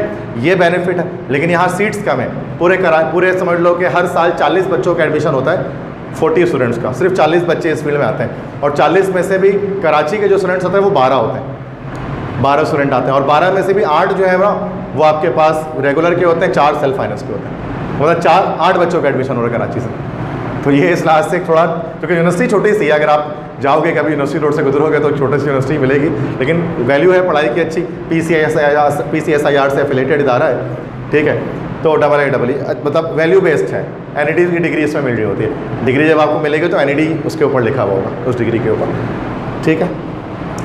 देन यूनिवर्सिटी ऑफ कराची, या कराची यूनिवर्सिटी जिसको हम कहते हैं, ठीक है। अच्छा, NED, अच्छा KU का थोड़ा सा मसला है। KU तो कराची की सबसे बड़ी यूनिवर्सिटी है, नंबर ऑफ स्टूडेंट्स के लिहाज से देखा जाए, एरिया के लिहाज से देखा जाए तो, और कराची का एक नाम है इसका, मतलब इसकी अपनी एक मकाम है इसकी, KU का भी अपना। अगरचे वर्ल्ड रैंकिंग के अंदर बहुत ज़्यादा ऊपर नहीं आती, बट कराची के अंदर एक हेरिटेज है इसकी। इसके 4 एडमिशन होते हैं KU के, अगर आपको पता है। KU के 4 बार एडमिशन होते हैं, 2 बार मॉर्निंग के और 2 बार इवनिंग के। मॉर्निंग में सबसे पहले होता है एंट्री टेस्ट बेस्ड एडमिशन, दूसरा होता है मेरिट बेस्ड, मतलब इंटर की परसेंटेज पर टेस्ट नहीं देना होता। थर्ड होता है इवनिंग में टेस्ट बेस्ड, चौथा होता है इवनिंग में मेरिट बेस्ड। तो 1 बाय 1 एक एक करके एडमिशन होते रहते हैं। तो ज़्यादातर स्टूडेंट्स क्या चाहते हैं, मॉर्निंग में एडमिशन गेट करना। गर्ल्स में भी ज़्यादातर यही कि मॉर्निंग में एडमिशन गेट हो जाए। इवनिंग में टाइमिंग थोड़ी ऐसी होती है ना कि वो सूटेबल नहीं होती है बहुत सारे स्टूडेंट्स के लिए।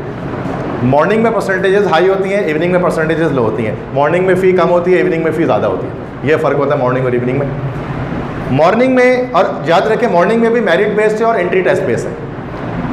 और जितनी भी अच्छी फील्ड है ना KU में, वो टेस्ट बेस्ड है। और जो भी वो फील्ड है जिसकी वैल्यू बहुत ज़्यादा नहीं है, उसको मेरिट में डाला गया। ये आप खुद ही जब देखोगे ना आपको अंदाज़ा हो जाएगा हाँ सर ऐसा ही है, ठीक है।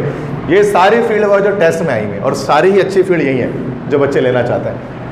पहले ऐसा नहीं था, पहले 2-3 फील्ड हुआ करती थी टेस्ट वाली, बाकी सब ओपन मेरिट। एक एक करके हर साल 2-3 फील्ड को मेरिट से उठा के टेस्ट में डालते रहते हैं। केमिकल इंजीनियरिंग सबसे टॉप पर जाकर क्लोज होती है। इंजीनियरिंग की सिर्फ एक ही फील्ड है, BE बता रहा था, बैचलर ऑफ इंजीनियरिंग। तो KU अगरचे एक इंजीनियरिंग यूनिवर्सिटी नहीं है NED की तरह और बाकी यूनिवर्सिटी की तरह, लेकिन इसके अंदर इंजीनियरिंग की एक फील्ड है, केमिकल इंजीनियरिंग। PEC से एफिलेटेड भी है, पाकिस्तान इंजीनियरिंग काउंसिल से।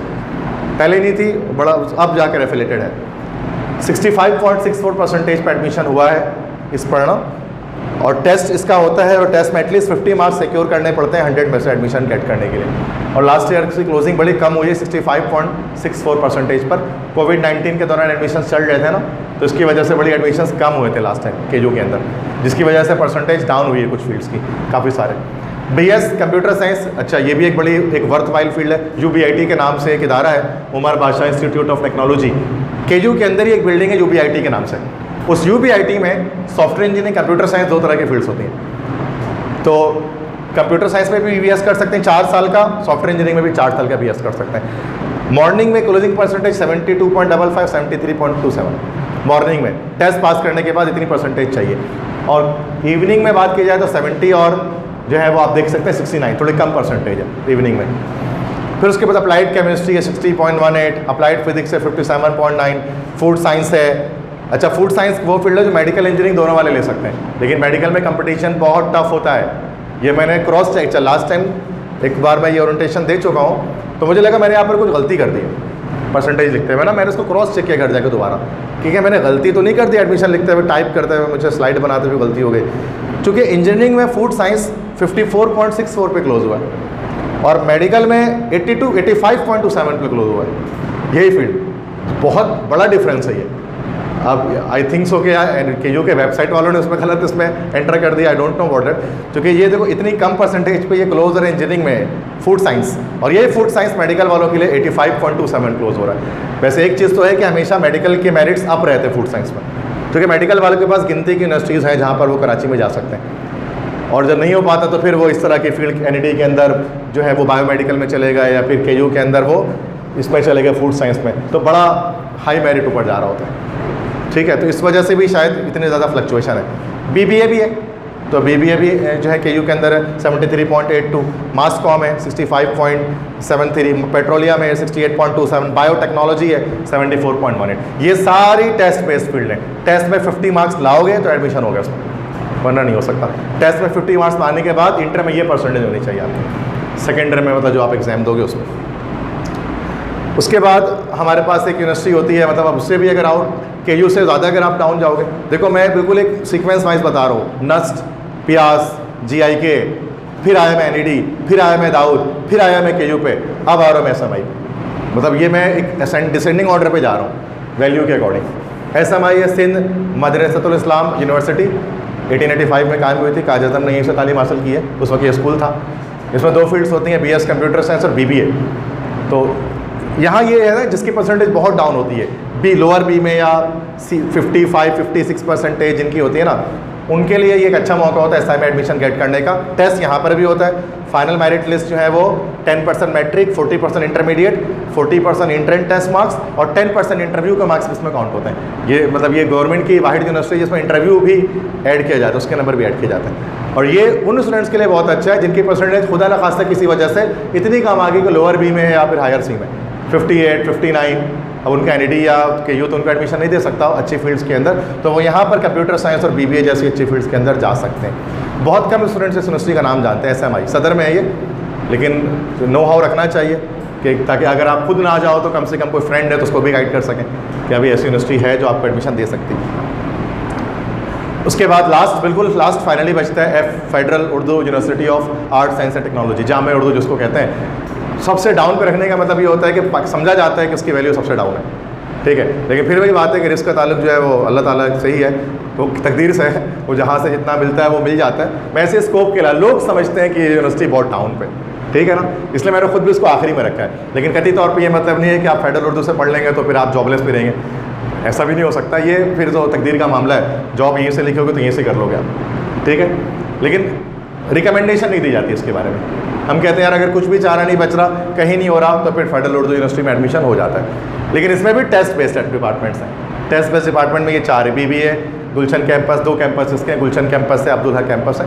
केमिस्ट्री है वो टेस्ट बेस्ड होता है, कंप्यूटर साइंस में टेस्ट बेस्ड पर एडमिशन होता है। परसेंटेजेस देखो 60, मतलब कंप्यूटर साइंस का 62 है, केमिस्ट्री 53 है, BBA के लिए 60, लो परसेंटेजेस पर भी एडमिशन इसमें मिल जा रहे हैं, जो कि बाकी जगहों पर 75 प्लस पे एडमिशन मिल जाए, या 70 प्लस पे, वो 60s और 50s पे यहाँ पर आपको मिल जा रहे हैं। तो बच्चों these are all about ECAT या इंजीनियरिंग कॉलेज एप्टीट्यूड टेस्ट। अब थोड़ा सा सेशन यहाँ पर मैं डिस्कस करने वाला हूँ मेडिकल कॉलेज एप्टीट्यूड टेस्ट के बारे में, MD-CAT के बारे में। तो वो बहुत ज़्यादा नहीं है, क्योंकि उसमें सारा टेस्ट एक ही जगह सिमट गया। अगर कोई मेडिकल के स्टूडेंट यहाँ बैठे हुए तो हमको पता है, ठीक है। मेडिकल यूनिवर्सिटी में भी सेम वही है, पब्लिक सेक्टर भी हैं, प्राइवेट सेक्टर भी हैं। पब्लिक सेक्टर के अंदर जो गवर्नमेंट यूनिवर्सिटी है, शुरू में टॉप पे मैंने लिख दिया बहुत सारे वो जो कि आउट ऑफ कराची हैं, लेकिन उनकी वर्थ बड़ी है। फर्स्ट इज अच्छा एक इदारा nums, national University of Management sciences, nums के अंडर में काफ़ी सारे इदारे चलते हैं। नम्स एक गवर्निंग बॉडी है जो कि डिफरेंट और यूनिवर्सिटीज़ को देख रही होती है। तो नम्स के अंडर में एक आपके पास है आर्मी मेडिकल कॉलेज, AMC जिसको हम कहते हैं, ठीक है। ये नम्स के अंडर में चलता है, रावलपिंडी में है, ये आर्मी वालों का है। और कराची के अंदर 2 इदारे हैं जो नम्स के अंडर में चल रहे होते हैं, एक है बहरिया मेडिकल कॉलेज है बहरिया का, और दूसरा किम्स के नाम से एक है, Karachi institute of medical studies. KIMS और बहरिया जो भी नीचे बताऊँगा उनके बारे में, तो वो है। तो नम्स एक गवर्निंग बॉडी है, यही वो नम्स है जो एंट्री टेस्ट भी कंडक्ट करवाया है, NMT-CAT जो करवा रही है वो नम्स करवा रही है असल में। तो नम्स के अंदर एक यूनिवर्सिटी है आर्मी मेडिकल कॉलेज रावलपिंडी, बड़ी वर्थ है। लाहौर में है king Edward medical university, chemo के नाम से इसको जानते हैं, king Edward medical university Lahore में। UHS है, university of Health sciences, UHS भी लाहौर के अंदर है। नेक्स्ट अब कराची की यूनिवर्सिटी उसके बाद आती है पब्लिक सेक्टर में, जहाँ ज़्यादातर बच्चे एडमिशन गेट करना चाहते हैं, that is DUHS, Dow University of Health Sciences, या डाओ मेडिकल कॉलेज भी इसको कहा जाता है। तो कराची के अंदर टॉप मोस्ट लेवल पे हम कहते हैं कि पब्लिक सेक्टर में सबसे बड़ा नाम डाओ का है। डाओ के बाद फिर नाम आता है JSMU, जिना सिंध मेडिकल यूनिवर्सिटी। देन नाम आता है KMDC, Karachi medical and dental college. वैसे मैं इसको इक्वल टू डाल दे रहा हूँ, ये इसमें अब थोड़ा तादाद है, बच्चे कहते हैं सर KMDC भी हो सकता है, और शहीद मोहतरमा बेनज़ीर भुट्टो मेडिकल यूनिवर्सिटी लियारी, ये भी एक मतलब सेम वर्थ ही हम समझते हैं कि लियारी में मौजूद शहीद मोहतरमा बेनज़ीर भुट्टो यूनिवर्सिटी वो है, मेडिकल कॉलेज है वो, और KMDC, इन दोनों की सेम वर्थ है। हाँ, इनसे ऊपर जो है वो JSMU और डाओ है, ठीक है। सबसे ऊपर डाओ है, फिर JSMU, फिर ये दोनों है। देन उसके बाद जामशोरो में एक यूनिवर्सिटी है, जामशोरो से इंटीरियर सिंध में, लम्स के नाम से, Lahore University of medical health sciences. और फाइनली एक हमारे पास लाड़काना में चांडका मेडिकल यूनिवर्सिटी के नाम से, जिसको अब शहीद मोहतरमा बेनज़ीर भुट्टो यूनिवर्सिटी भी कहा जाता है इस नाम से, चांडका में, ठीक है। तो ज़्यादातर जो अच्छा इसमें से भी ये है कि जो कराची डोमिसाइल वाले स्टूडेंट्स हैं, जिनका डोमिसाइल सिंध अर्बन का है, सिंध रूरल नहीं है, तो वो उनके लिए डाओ है, JSMU है, KMDC है, और ये है कराची डोमिसाइल वालों के लिए। मतलब ये कराची डोमिसाइल, ये सिंध अगर रूरल आपके पास है ना डोमिसाइल, तो आप बैठ के आप इनमें जा सकते हैं, लम्स वगैरह में। मतलब उर्बन की सीट्स काफ़ी कम है इसके अंदर। बाकी आर्मी और ये तो फिर वही बात है, जो स्टूडेंट कराची से निकल कर बाहर पढ़ना चाहता है तो उसके लिए फिर उसको यहाँ ट्राई करना पड़ता है, ठीक है। कराची में रहना तो मैंने टिक लगा दी है जो यूनिवर्सिटीज़ हैं। प्राइवेट सेक्टर, अच्छा मैंने अभी इससे पहले आपको बताया था कि प्राइवेट सेक्टर की वर्थ कम है, लेकिन प्राइवेट सेक्टर में कुछ एक्सेप्शंस भी हैं। एक्सेप्शन क्या है? ये आगा खान यूनिवर्सिटी कराची, AKUHS, अगरचे ये प्राइवेट है बट इसकी वर्थ जब हम इंटरनेट पर रैंकिंग सर्च करें तो टॉप लेवल पर पाकिस्तान में ये आ रही होती है, आगा खान यूनिवर्सिटी। और डाउ मेडिकल से भी ऊपर इसकी वर्थ आ रही होती है, लेकिन फ़ी वगैरह चूँकि बहुत हाई होती है तो स्टूडेंट्स नॉर्मली इस पर नहीं जाते हैं। देखो प्राइवेट सेक्टर यूनिवर्सिटीज़ का मतलब होता है 12 से 22 लाख रुपए लगते हैं सालाना, ईयरली जो है ना 12 से 22 लाख रुपए तो आपको रखने पड़ेंगे इसके टेस्ट एडमिशन के लिए, 12 to 22 lakhs, ठीक है। तो ये अब इतनी फीस जो अफोर्डेबिलिटी जिनके लिए होती है, जिन फैमिली में, वो प्राइवेट सेक्टर की तरफ जा सकते हैं, वरना ऊपर की यूनिवर्सिटीज़ आपके लिए जो मैंने टिक लगा दिया।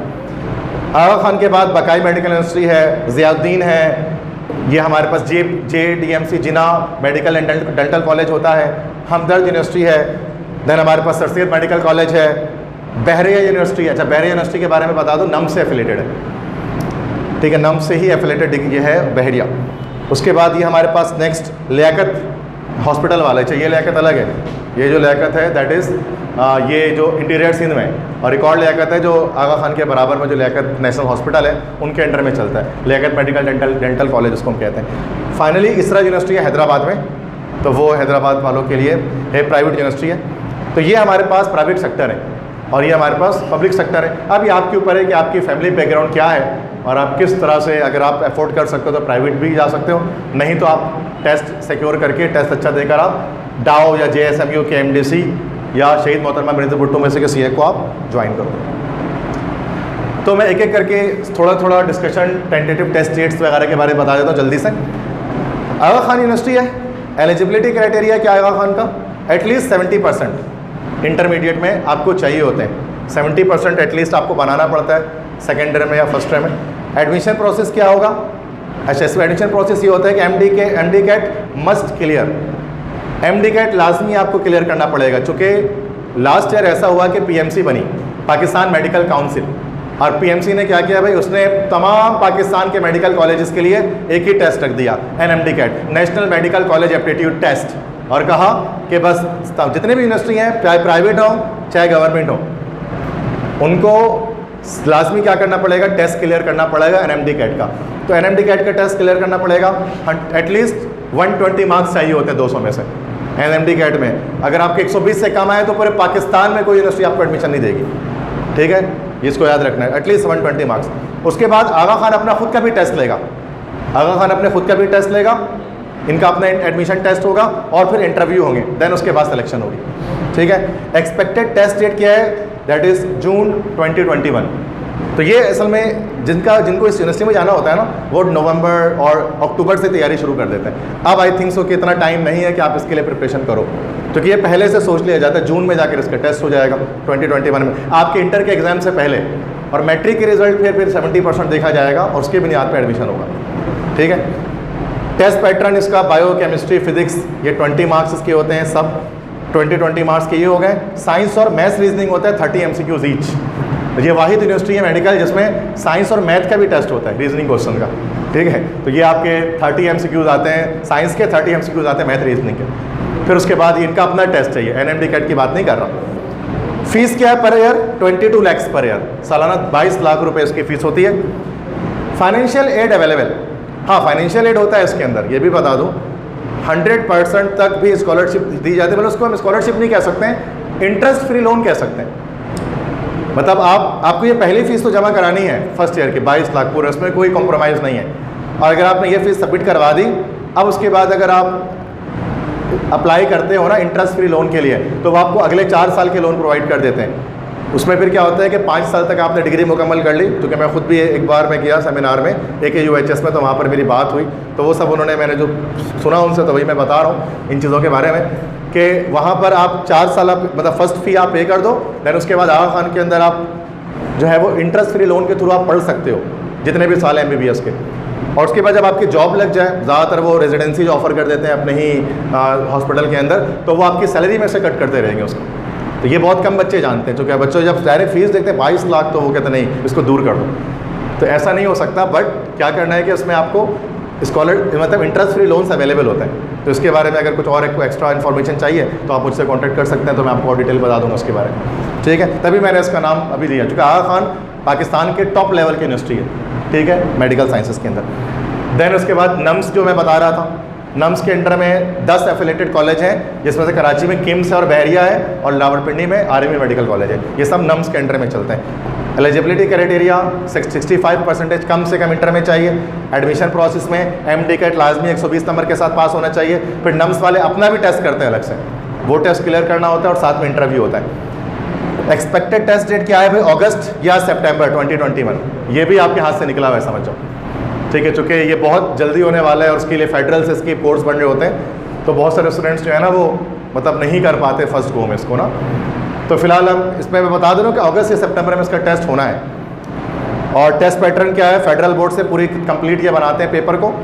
Biology 40, chemistry 25%, physics 25%, English 10%। ये इसका पैटर्न होता है। टोटल क्वेश्चन 180 होते हैं, 180 सवाल टोटल होते हैं। 3 घंटे का टाइम आपको दिया जाता है उसके टेस्ट को करने के लिए। पर एनम फ़ी क्या है? That is 1,83,000। ठीक है, if you have pass NUMS test. अच्छा एक और चीज़ बताऊँ, नॉर्मली स्टूडेंट कहते हैं कि सर बहरिया की फ़ीस तो इतनी कम नहीं है जो आप बता रहे हैं, 1,43,000 तो नहीं है पर एनम, ये तो बहुत कम हो गया।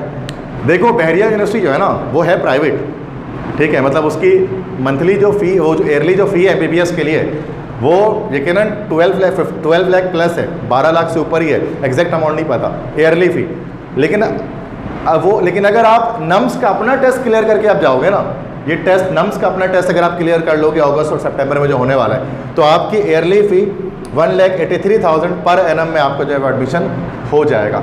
But it is not very easy to crack that test, क्योंकि पूरा का पूरा फेडरल से बन रहा होता है, ठीक है ना। तो ये बच्चों को आइडिया नहीं होता, वो जैसे डाओ और JSMU जानते हैं ना, उनको ये चीज़ नहीं पता होता कि बहरिया जो कि बहुत एक अच्छा नाम उसका नम्स के अंडर में, तो वो 1,83,000 पर एनम में आपको एडमिशन दे सकता है, लेकिन उसके लिए आपको नम्स का टेस्ट क्लियर करना पड़ेगा। क्लियर है बस हमारी? इसलिए सेमिनार अनाउंस किया गया कि वो चीज़ें जो आपको इससे पहले नहीं पता थी ना, वो आपको मैं बताता चलूँ। अब फाइनली 2 यूनिवर्सिटी जो अपना टेस्ट अलग से ले लेती हैं, उन दोनों का नाम मैंने बता दिया। एक है UHS जो NMD कैट के साथ अपना टेस्ट भी ले रही है, नम्स मतलब ये बहरिया कह लो जो MD कैट के साथ अपना टेस्ट भी ले रही है। अब आते हैं वो जो सिर्फ एक ही टेस्ट पे गुजारा करती हैं, NMD कैट, और ज़्यादातर बच्चे ये कर रहे होते हैं कराची में, 99% बच्चे ये कर रहे होते हैं। All medical universities of Pakistan उनके लिए NMD कैट का सिलेबस है, 2 यूनिवर्सिटी को छोड़कर, वरना वो अलग से करवा रहे होते हैं अपने। MBBS और BDS के लिए इसका टेस्ट देना पड़ता है। ये 4 उसमें हमारे पास सब्जेक्ट्स हैं, English 20 marks, chemistry 60 marks, physics 40 marks, biology 80 marks. ये पैटर्न बनता है टोटल। इसके अंदर भी आप देखें 200 क्वेश्चंस यहाँ पर आपके पास आ गए। नेगेटिव मार्किंग PMC ने जब से इसको लिया, पाकिस्तान मेडिकल काउंसिल ने, पहले PMDC के पास था, Pakistan medical and dental council, जब ये PMC के पास आया तो नेगेटिव मार्किंग ख़त्म कर दी, पहले होती थी। टाइम जो है वो 2.5 घंटे का दिया गया है 200 MCQs के लिए, कैलकुलेटर अलाउ नहीं किया जाता, और क्यूरिकुलम क्या होगा, PMC सिलेबस। अच्छा PMC ने बोला था स्टूडेंट्स को, पाकिस्तान मेडिकल काउंसिल ने लास्ट ईयर, कि हम क्या करेंगे कि जो कॉमन सिलेबस होगा ना, मतलब तमाम चारों सूबों में जो कॉमन चीज़ें होंगी हम वो कॉमन से बना देंगे। और उन्होंने वाकई में ऐसा किया। जैसे कि आइसोमेरिज्म की हेडिंग सब में लगी हुई थी, तो उन्होंने आइसोमेरिज्म सवाल दे दिया, लेकिन आइसोमेरिज्म से उन्होंने दे दिया स्टीरियो आइसोमेरिज्म, मतलब ज्योमेट्रिकल दे दिया, सिस ट्रांस। तब सिर्फ हेडिंग से नहीं होता ना, हेडिंग के अंदर का मटेरियल भी तो अलग होता है, एक एक लाइन में अलग बातें होती हैं। अब इसकी वजह से कराची में कहा जाता है बहुत बड़ी तादाद में रिजल्ट का रेशो डाउन किया है। 200 मार्क्स हैं, 190 प्लस मार्क्स कराची का एक भी बच्चा हासिल नहीं कर सका। 190 प्लस कराची में एक भी स्टूडेंट ऐसा नहीं था जिसके 190 प्लस हो। पूरे सिंध में सिर्फ 2 बच्चे ऐसे थे जिनके 190 प्लस थे, सिर्फ 2 बच्चे पूरे सिंध में। तो बहुत बुरा रिजल्ट था सिंध का NMD कैट के हवाले से। क्योंकि हम फेडरल को इतना ज़्यादा डिस्कस नहीं करते ना, हम तो सिंटेक्स पढ़ के चले गए, 17 सवाल ऐसे आ गए, 17 क्वेश्चन जो फेडरल से लिंक करते थे, वो सब गलत हो गए लाइन से। कुछ सही हो गए तो 10 तो गलत हो गए होंगे ना, ये वजह थी। इसके लिए क्या है कि PMC के लिए अब सिर्फ आप सिंटेक्स बुक बोर्ड पे भरोसा नहीं कर सकते, आपको फेडरल भी डिस्कस करना पड़ेगा, पढ़ना पड़ेगा, ठीक है। एलिजिबिलिटी सेम वे 65 मार्क्स चाहिए इंटर में। ये मैं तमाम उसकी NMD कैट की बता रहा हूँ, मतलब कि डाउ मेडिकल, JSMU, KMDC और लेहरी यूनिवर्सिटी जो है आपकी मेडिकल, उन चारों के लिए 65% चाहिए। टोटल मेरिट कैलकुलेट होता है 50% इंटर, 50% टेस्ट। मैट्रिक के मार्क पहले शामिल होते थे, अब हटा दिया, अब 50-50% दोनों।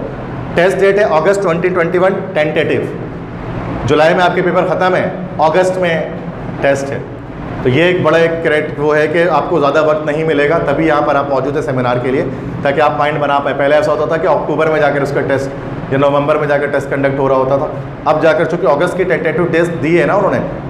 अच्छा ये PMC को पिछली बार भी अगस्त में ही करना था, लेकिन चूँकि वो चला ना, फड्डा चला PMDC का, PMC का टेस्ट डिले हुआ तो क्या हुआ, बहुत मसाइल हैं, तब जाकर आखिरकार उसकी टेस्ट इतनी पोस्टपोन होती गई। उनको लेना पिछली बार भी अगस्त में ही था, तो इस बार तो ये मसला नहीं है, PMC को टेस्ट डायरेक्ट लेना है तो वो अगस्त में ले लेगी अपना टेस्ट, मसाइल अब नहीं है उनके पास, ठीक है। तो उससे पहले तक आपको प्रिपेयर होना पड़ेगा। फ़ी कितनी होती है भाई डाउ मेडिकल की, जो कि बाकी यूनिवर्सिटीज़ में फ़ी बहुत हाई है, लेकिन NMD कैट के थ्रू जाओगे, डाउ मेडिकल वगैरह की फ़ी 18,000 रुपये एडमिशन फ़ी है, 45,000 रुपये सेमेस्टर फ़ी है, 45,000। मतलब इतनी लो कॉस्ट के अंदर आप जो है वो क्या कर सकते हैं कि MBBS की पढ़ाई कर सकते हैं डाउ मेडिकल, JSMU, KMDC में। सेल्फ फाइनेंस की जो फ़ी है, सेल्फ फाइनेंस क्या होता है, अच्छा वो भी बहुत डाउन पे ख़त्म नहीं होता, 85 पे अगर रेगुलर ख़त्म हो रहा है ना, तो 81 पे सेल्फ फाइनेंस ख़त्म हो रहा है, तो उसकी फ़ी जो है 5,50,000, 5,50,000 पर ईयर उसकी फ़ी हो जाती है। ये है आपके पास लास्ट ईयर के क्लोजिंग परसेंटेजेस, ठीक है। डाउ के 85.1 क्लोजिंग मतलब एग्रीगेट है। अच्छा डाउ का सेल्फ देखो 81 पे क्लोज, अभी बता रहा था आपको, जिसका अच्छा डाउ में जो है वो जो सीट जिसको डाउ में सीट नहीं मिल पाती वो जाते हैं JSMU जिन्ना सिंह मेडिकल यूनिवर्सिटी 82.5 पे, और उसका जो है वो उसके बाद जिसको JSMU नहीं मिल पाता वो KMDC में MBBS लेता है 80.4, जिसको ये भी नहीं मिल पाता वो डाउ में BDS लेता है मेरिट पर 79, जिसको ये भी नहीं मिल पाता वो JSMU में मेरिट बेस्ड BDS लेता है 78+%, जिसको ये भी नहीं मिल पाता वो KMDC लेता है मेरिट बेस्ड BDS 78%। तो देखो ऊपर से नीचे आ रहे हैं, एग्रीगेट डाउन हो रही है, ये मेरिट लिस्ट है लास्ट ईयर की। तो डाउ की सबसे हाई 85.1, और ये मेरिट लिस्ट किसके अकॉर्डिंग बनाई गई, 50% टेस्ट और 50% आपके इंटर के मार्क्स, ठीक है। तो शुरू के बच्चे इसमें जाएंगे, फिर बाकी आहिस्ता आहिस्ता करके मेरिट डाउन होता रहेगा डिफरेंट। तो वैल्यू उसके ज़्यादा, नीचे वैल्यू थोड़ी थोड़ी कम होती जा रही है। अच्छा, अब जिसमें इसको किसी का KMDC में भी नहीं हो सका, अब वो क्या करे? अब उसके लिए कराची यूनिवर्सिटी में डिपार्टमेंट ऑफ फार्मेसी है, मैंने बताया था कि स्टार्ट में सेमिनार के फार्मेसी फार्म डी कर सकते हैं। फार्म डी की क्लोजिंग परसेंटेज 83.64 है इंटर में 83.64 होनी चाहिए, मॉर्निंग में मिल जाएगी, इवनिंग में चाहिए, इवनिंग के लिए 80.27। फार्म डी 5 साल का कोर्स होता है, और ये फार्मास्यूटिकल कंपनीज में अच्छी जॉब इनकी होती हैं, फार्मासिस्ट कहलाते हैं जो डी फार्म कर लेते हैं, फार्म डी कर लेते हैं। अच्छा, इसके अलावा DPT भी बता रहा था मैं आपको, doctor of physical therapy, physiotherapy, इसके लिए क्या है last year closing percentage 75.27% inter में होना चाहिए। इसको पढ़ के भी आप डॉक्टर बन सकते हैं, मतलब सिर्फ अगर NMD कैट खुदा ना खास्ते क्लियर नहीं हो पाया तो KU में आप फार्मेसी या DPT ले सकते हैं, लेकिन ये भी टेस्ट बेस्ड है, दोनों में टेस्ट आपको पास करना पड़ता है। उसके बाद फेडरल उर्दू के अंदर भी आपके KU में भी नहीं हो पा रहा, तो फेडरल उर्दू में आपके पास टेस्ट बेस्ड डिपार्टमेंट है। फार्मेसी 82.45 पर, माइक्रोबायो है, केमिस्ट्री है, बायोकेमिस्ट्री है, इनमें से किसी फील्ड पे आप ले सकते हैं। 67, 53, 63 लो परसेंटेजेस पर भी मेडिकल वालों का हो सकता है। MBBS के मेरिट हाई है, लेकिन BS तो आप कम परसेंटेजेस पर कर सकते हैं, ठीक है। बट चॉइस हमेशा सोचना इंसान को किसके लिए चाहिए कि हम MBBS के लिए जो है वो ट्राई करें, स्ट्राइव करें, ठीक है। ये टेस्ट डेट्स हैं टेंटेटिव, लास्ट जो भी जो है वो टेस्ट डेट जितने भी यूनिवर्सिटीज़ के, यहाँ पर आपके लिए जो है नस्ट के मैं बता रहा था, नेट 3 होने वाला है 10 और 11 जुलाई 2021, 10-11 जुलाई, ठीक है। तो ये आपके नस्ट का जो टेस्ट होने वाला, फास्ट का जो टेस्ट होने वाला है दैट इज़ 25 जुलाई को होने वाला है। पियाज का टेस्ट 1 अगस्त को होने वाला है, ये जो आ रहे हैं, ठीक है, डेट्स। GIK के बारे में बताया था 8 अगस्त को इसका टेस्ट होने वाला है। नेक्स्ट जो है वो NED का टेस्ट आपका 29 अगस्त को प्लान है, 29 अगस्त, ठीक है, 29 अगस्त 2021 मोस्ट प्रोबेबली कि ऐसा हो कि 29 अगस्त को हो जाए, बशर्ते टेंटेटिव डेट्स हैं बच्चे। ये टेंटेटिव से मुराद ये होता है कि जो उन्होंने बताया है, यहाँ मैंने नीचे लिखा हुआ है कि these are actually tentative dates, मतलब एक तरह से प्रपोज है कि क्या पता 75% चांस है कि इसमें हो सकता है। इससे पहले नहीं लेंगे, मिनिमम इसके बाद हो सकता है, इससे पहले नहीं हो सकता, ठीक है। ये फर्स्ट अभी जो हमें इन्फॉर्मेशन मिली उसके लिहाज से मैंने यहाँ पर लिस्ट बनाई है। तो NED की जो है वो 29 अगस्त, आगा खान का टेस्ट 29 अगस्त को होने वाला है। नम्स का जो टेस्ट है बहरिया वगैरह जो बता रहा था 12 सितंबर 2021 को होगा, और बाकी डाव वगैरह का जो टेस्ट है ना वो 20, अच्छा मैंने पीछे से डेट शायद पुरानी सही नहीं बताई थी, वो उसकी PMC वाली, ये वाली डेट अगस्त की बताया था ना, 21 अक्टूबर 2021, वो मैंने शायद गलती से उसके अंदर जो है वो मेंशन नहीं किया। तो 21 अक्टूबर है 21, तो वो मैंने शायद अगस्त के शायद कह दिया वहाँ पर। तो ये 21 अक्टूबर 2021 को है ना, ये रियल डेट्स हैं, तो ये मैंने यहाँ पर मौजूद हैं। तो ये जो भी आपका कंप्लीट लेक्चर है वैसे भी यूट्यूब पर अपलोड हो जाएगा, तो वहाँ से अगर आप स्क्रीनशॉट लेना चाहोगे उसका तो आप ले लेना, ठीक है, ताकि आपको ये डेट्स याद रहें कि किन डेट्स को जो है वो क्या कौन सा टेस्ट होने वाला है, ठीक है। So this is all about, जितना मुझसे हो सका, जो मुझे लगा कि यहाँ पे जो चीज़ें इंपॉर्टेंट है पता होनी चाहिए आपको about the test, so I told you about everything. Now if you have any question one by one, if you have any question regarding any of the topic, if you belong to medical engineering university, then we 3 are here, तो आप question करेंगे। अब इनमें से हम 3 teachers यहाँ पर हैं, सर मोहसिन भी हैं, सर ताबिश अली हैं, मैं खुद हूँ, तो हम इस हवाले से क्वेश्चन के आंसर आपको जो है वो देंगे, ठीक है। तो Q&A सेशन हम करने वाले हैं, कोई भी क्वेश्चन है माइंड में रखें आप अपना, इसको बंद कर दो, आ जाए।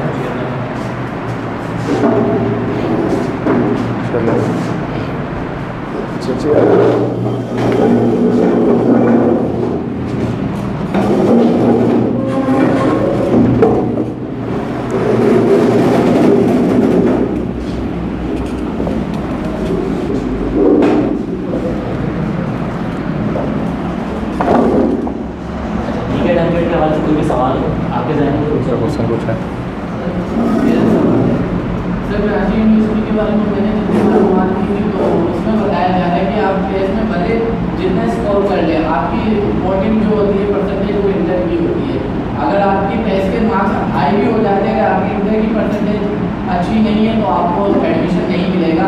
एडमिशन सिर्फ उन्हीं को मिलेगा जिन्होंने इंटर में हाई किया है। जो फील्ड का बात करें कि वो जो इंजीनियरिंग डिपार्टमेंट है वो सिर्फ एक ही इंजीनियर होती है, कैंपी इंजीनियर। सर मैं एमटेक की बात कर रहा हूँ। कैंपी की बात कर रहे हैं केयू के हवाले से। Yes sir. तो केयू में फार्म डी है। यस सर, उसी के हवाले से। यस, फार्म डी के अंदर आप सही कह रहे हैं। फार्म डी केयू के जितने भी फील्ड्स हैं ना, केयू में जस्ट आपको टेस्ट क्लियर करना पड़ता है। मैं फिर से रिपीट कर दे रहा हूँ, शायद मैं तेज़ी में बोलकर निकल गया। 50 मार्क्स एटलीस्ट आपके टेस्ट में आने चाहिए। 50 नंबर ले लिए, टेस्ट क्लियर हो गया, तो आप इंटर में जो आपकी परसेंटेज है ना, उसके बिहाफ पे एडमिशन होगा।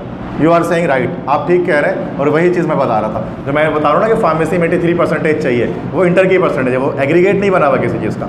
सही है। Next question.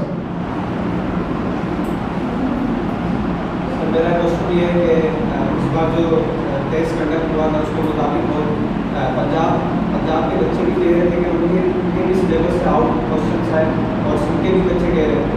तो हम सिंध की बुक्स भी किस तरह पढ़ें, पंजाब की भी और फेडरल की तीनों बुक्स किस तरह पढ़ें, और उसके अलावा फिर MCQs भी सॉल्व करने होंगे। जी बिल्कुल ऐसा करना पड़ता है। एमडी कैट के लिए आपको जो है वो सिंध बोर्ड का पेपर देखना होगा, फेडरल का भी, और अगर आप MBBS के लिए बात करें तो आपको O लेवल्स का भी कुछ देखना पड़ता है। सर मैं इससे रिलेटेड बात करना चाहता हूँ। आर्टिकल पढ़ा था मैंने डमो में, उसमें आर्टिकल छपा था KLDC वालों का। उसमें यही बताया था सिंध बोर्ड के काफ़ी बच्चे रह गए थे क्योंकि उन्होंने यही गलती की थी जो सर ने हमें अभी बताई है। सिलेबस से पढ़ के गए थे, अदर सिलेबस नहीं किए गए, इसी वजह से सिंध के स्टूडेंट नहीं कर पाए थे। बाकी जो अदर बोर्ड थे उनके हो गए थे। जी बिल्कुल, जो हमारा जो मटेरियल बना हुआ है एप्टीट्यूड के लिए, एमडी कैट के लिए, उसमें सिंध बोर्ड का भी सिलेबस है, फेडरल का भी है, और इवन O लेवल्स का भी है। क्योंकि MBBS के लिए जो है O लेवल्स का भी आता है। रेड स्पॉट अगर आपने पढ़ी हो तो रेड स्पॉट के पास पेपर आता है, उससे भी क्वेश्चन आते हैं। क्लासेस ऑनलाइन होगी या फिजिकल होगी? क्लासेस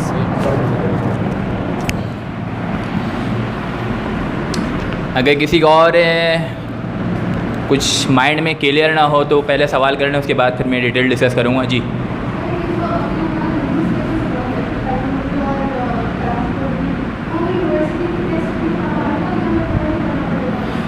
इसको अगर हम डिस्कस करेंगे ना, तो आप इसको इस तरीके से देख लें कि अभी जो हमारा फिजिक्स का जो पेपर पैटर्न आया था मॉडल पेपर का, तो वो बच्चों ने जो है ना एहतजाज किया, और एहतजाज के ऊपर जो है ना वो उसको चेंज कर दिया गया।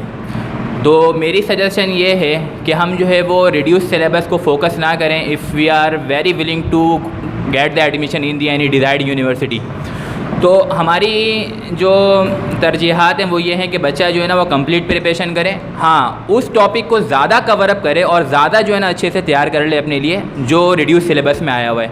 चूँकि जब आप आगे यूनिवर्सिटीज़ में एडमिशन लेने जाएंगे तो MCQs उस रिड्यूस सिलेबस से नहीं आएगा। आपके पास टाइम ड्यूरेशन भी ज़्यादा है।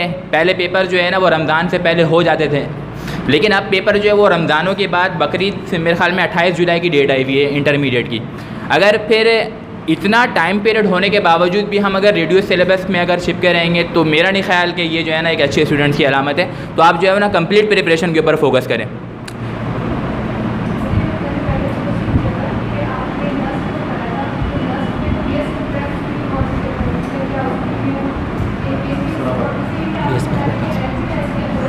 नस्ट का बात बता दें।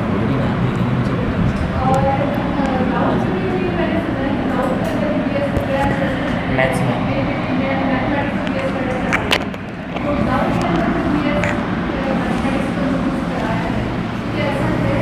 जस्ट बिल्कुल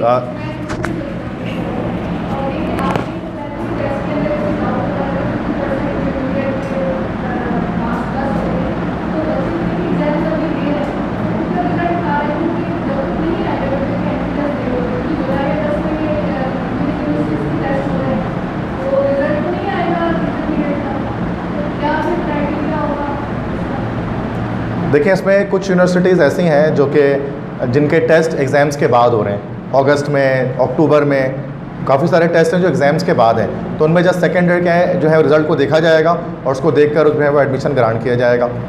और कुछ यूनिवर्सिटी हैं, जैसे मैं बता रहा था अभी आपको कि आगा खान वगैरह, वो टेस्ट से मतलब सेकेंड ईयर के एग्ज़ाम से पहले ही एडमिशन हो रहा है उसके अंदर, तो वो मैट्रिक के परसेंटेज के देखते हुए, जो कि उनका टेस्ट और इंटरव्यू मेन चीज़ होती है, उसको देखते हुए फैसला करेंगे। आपने कहा कि बीएस प्रोग्राम के बारे में, तो बीएस मैथमेटिक्स की जब हम कराची में बात करें तो कराची में बीएस मैथमेटिक्स के लिए हमारे पास कराची यूनिवर्सिटी, उसके बीएस मैथ्स का डिपार्टमेंट है, मॉर्निंग और इवनिंग दोनों में, वो एक अच्छा डिपार्टमेंट है। फेडरल उर्दू के अंदर हमारे पास मैथमेटिक्स का डिपार्टमेंट है, और दाऊद यूनिवर्सिटी ने भी इवनिंग के अंदर मैथमेटिक्स का जो है वो डिपार्टमेंट स्टार्ट किया है, वो भी टेस्ट बेस पर है। तो वो इवनिंग में दाऊद के अंदर भी मैथमेटिक्स डिपार्टमेंट है। नस्ट की जब हम बात करें तो नस्ट कराची में मैथमेटिक्स का डिपार्टमेंट नहीं है, नस्ट जो आपका इस्लामाबाद है ना, उसमें मैथमेटिक्स डिपार्टमेंट मौजूद है, बीएस मैथमेटिक्स। लेकिन उसके लिए उसके लिए आपको नेट क्लियर नहीं करना होता। बीएस के लिए डिफरेंट टेस्ट होता है, नेट देना नहीं होता बीएस के प्रोग्राम्स के लिए, ठीक है। वो अलग अनाउंसमेंट होती है, उसकी एडमिशन ही अलग अनाउंस होते हैं। नेट जो हो रहा होता है ना, वो सिर्फ इंजीनियरिंग प्रोग्राम्स के लिए हो रहा होता है, नेट 1, नेट 2, नेट 3, ठीक है।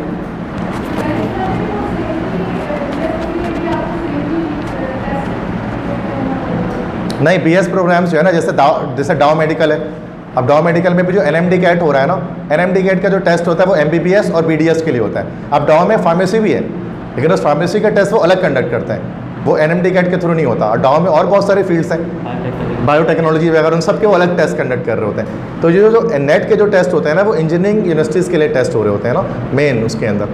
तो बीएस के लिए अलग डेट्स आती हैं, इंटरनेट पर जब आप जाएंगे ना नेस्ट की वेबसाइट पर, तो वहाँ पर उसकी डेट्स वगैरह मेंशन होंगे। तो मैं वो अभी स्लाइड नहीं बना सका उसकी, वरना मैं आपको बता देता। नेक्स्ट है, अगर आप मुझसे पूछेंगे, इन टच रहेंगे, तो मैं आपको डिटेल बता दूंगा, बीएस मैथमेटिक्स नस्ट के बारे में डिटेल्स बता दूँगा, ठीक है। सर मेरा ये क्वेश्चन है कि सर यहाँ पे आपने बताया कराची यूनिवर्सिटी की 83.64 मॉर्निंग में उनकी मतलब परसेंटेज जो है फार्मेसी एग्जाम्पल, एलिजिबिलिटी तो ये होती है कि आपके 60% आ जाए तो आप टेस्ट में बैठ सकते हैं। बिल्कुल। अगर ऐसा कोई स्टूडेंट जिसकी 74, 75 या 76 आ जाते हैं और वो हिंदी टेस्ट भी अच्छा दे देते हैं और उतना मार्क्स आ जाए, तो क्या उसका मॉर्निंग में फार्मेसी में हो जाएगा? नहीं, बिल्कुल नहीं। देखें, क्राइटेरिया यही है कि टेस्ट जस्ट पास करना है आपको, बाकी एडमिशन आपकी इंटर की परसेंटेज पर ही है। तो उस पर आप टेस्ट में 100 आउट ऑफ 100 भी अगर आप ले आते हैं ना केजू के टेस्ट में, तब भी एडमिशन आपको ग्रांट नहीं किया जाएगा। बिल्कुल, हर साल चेंज हो रही होती है। इस साल मेरे लिहाज से बढ़ने वाली है, चूँकि जो रिड्यूस कोर्स किया गया है, टाइम ज़्यादा दिया गया है, ठीक है। तो ये पैटर्न जो आया है, मॉडल पेपर वगैरह, तो इस वजह से मुझे लगता है कि परसेंटेजेस बढ़ेंगी, कम नहीं होंगी, क्योंकि सब बच्चों की माशाल्लाह अच्छी तैयारी है इस बार, जो नहीं होती है नॉर्मली सेकेंड ईयर के अंदर, ठीक है। तो बढ़ने के चांसेस ज़्यादा, कम होने का हम ना सोचें फिलहाल अभी, ठीक है।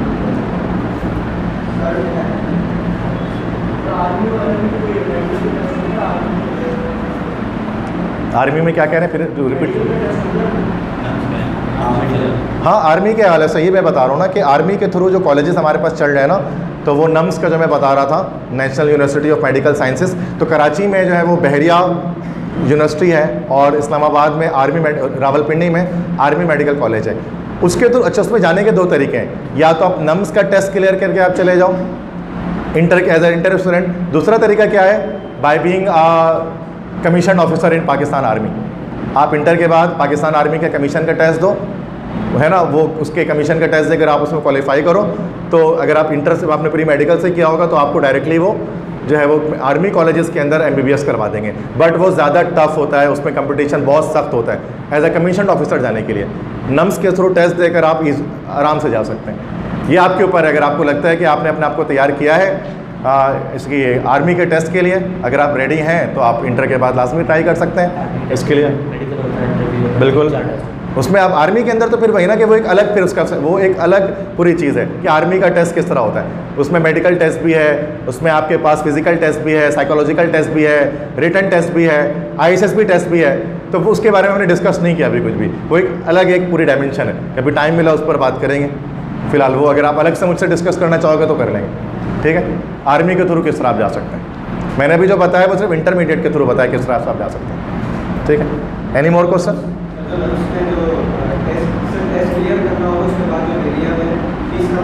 जी, 1,83,000 रुपये, बिल्कुल नहीं, क्लियर नहीं करना होता है, मेरिट बनती है, मेरिट बनती है। एग्रीगेट लिस्ट मैंने नहीं यहाँ पर रखा, आप नेट पर सर्च कर लीजिएगा, मेरिट होती है, टॉप मेरिट वालों को फिर जो है वो मिलता है। ये हर किसी के लिए नहीं है, टेस्ट सिर्फ क्लियर नहीं करना है, एग्रीगेट मेरिट बनती है, सीटें कम होती हैं उनके पास, तो जो शुरू की सीटों में आ जाते हैं उनको मिल जाती हैं।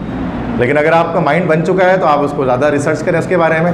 सेमिनार में बस मैंने आपको शेडो दिया है, हल्का सा बताया है, क्योंकि ऐसा ऐसा भी होता है, आप इसके बारे में और ज़्यादा मज़ीद जाकर देखें, पढ़ें इसके बारे में, नम्स के बारे में, नस्ट के बारे में। बोलें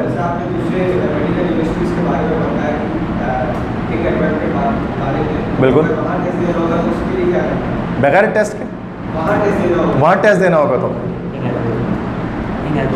किंग एडवर्ड लाहौर। वहाँ जाना पड़ेगा। हाँ जैसे, हाँ बिल्कुल, अब जाहिर सी बात है, जो किंग एडवर्ड का जो टेस्ट है वो लाहौर में ही जाकर वहाँ पर होता है। अब नस्ट में भी नेट 1 शायद इस्लामाबाद में होता है।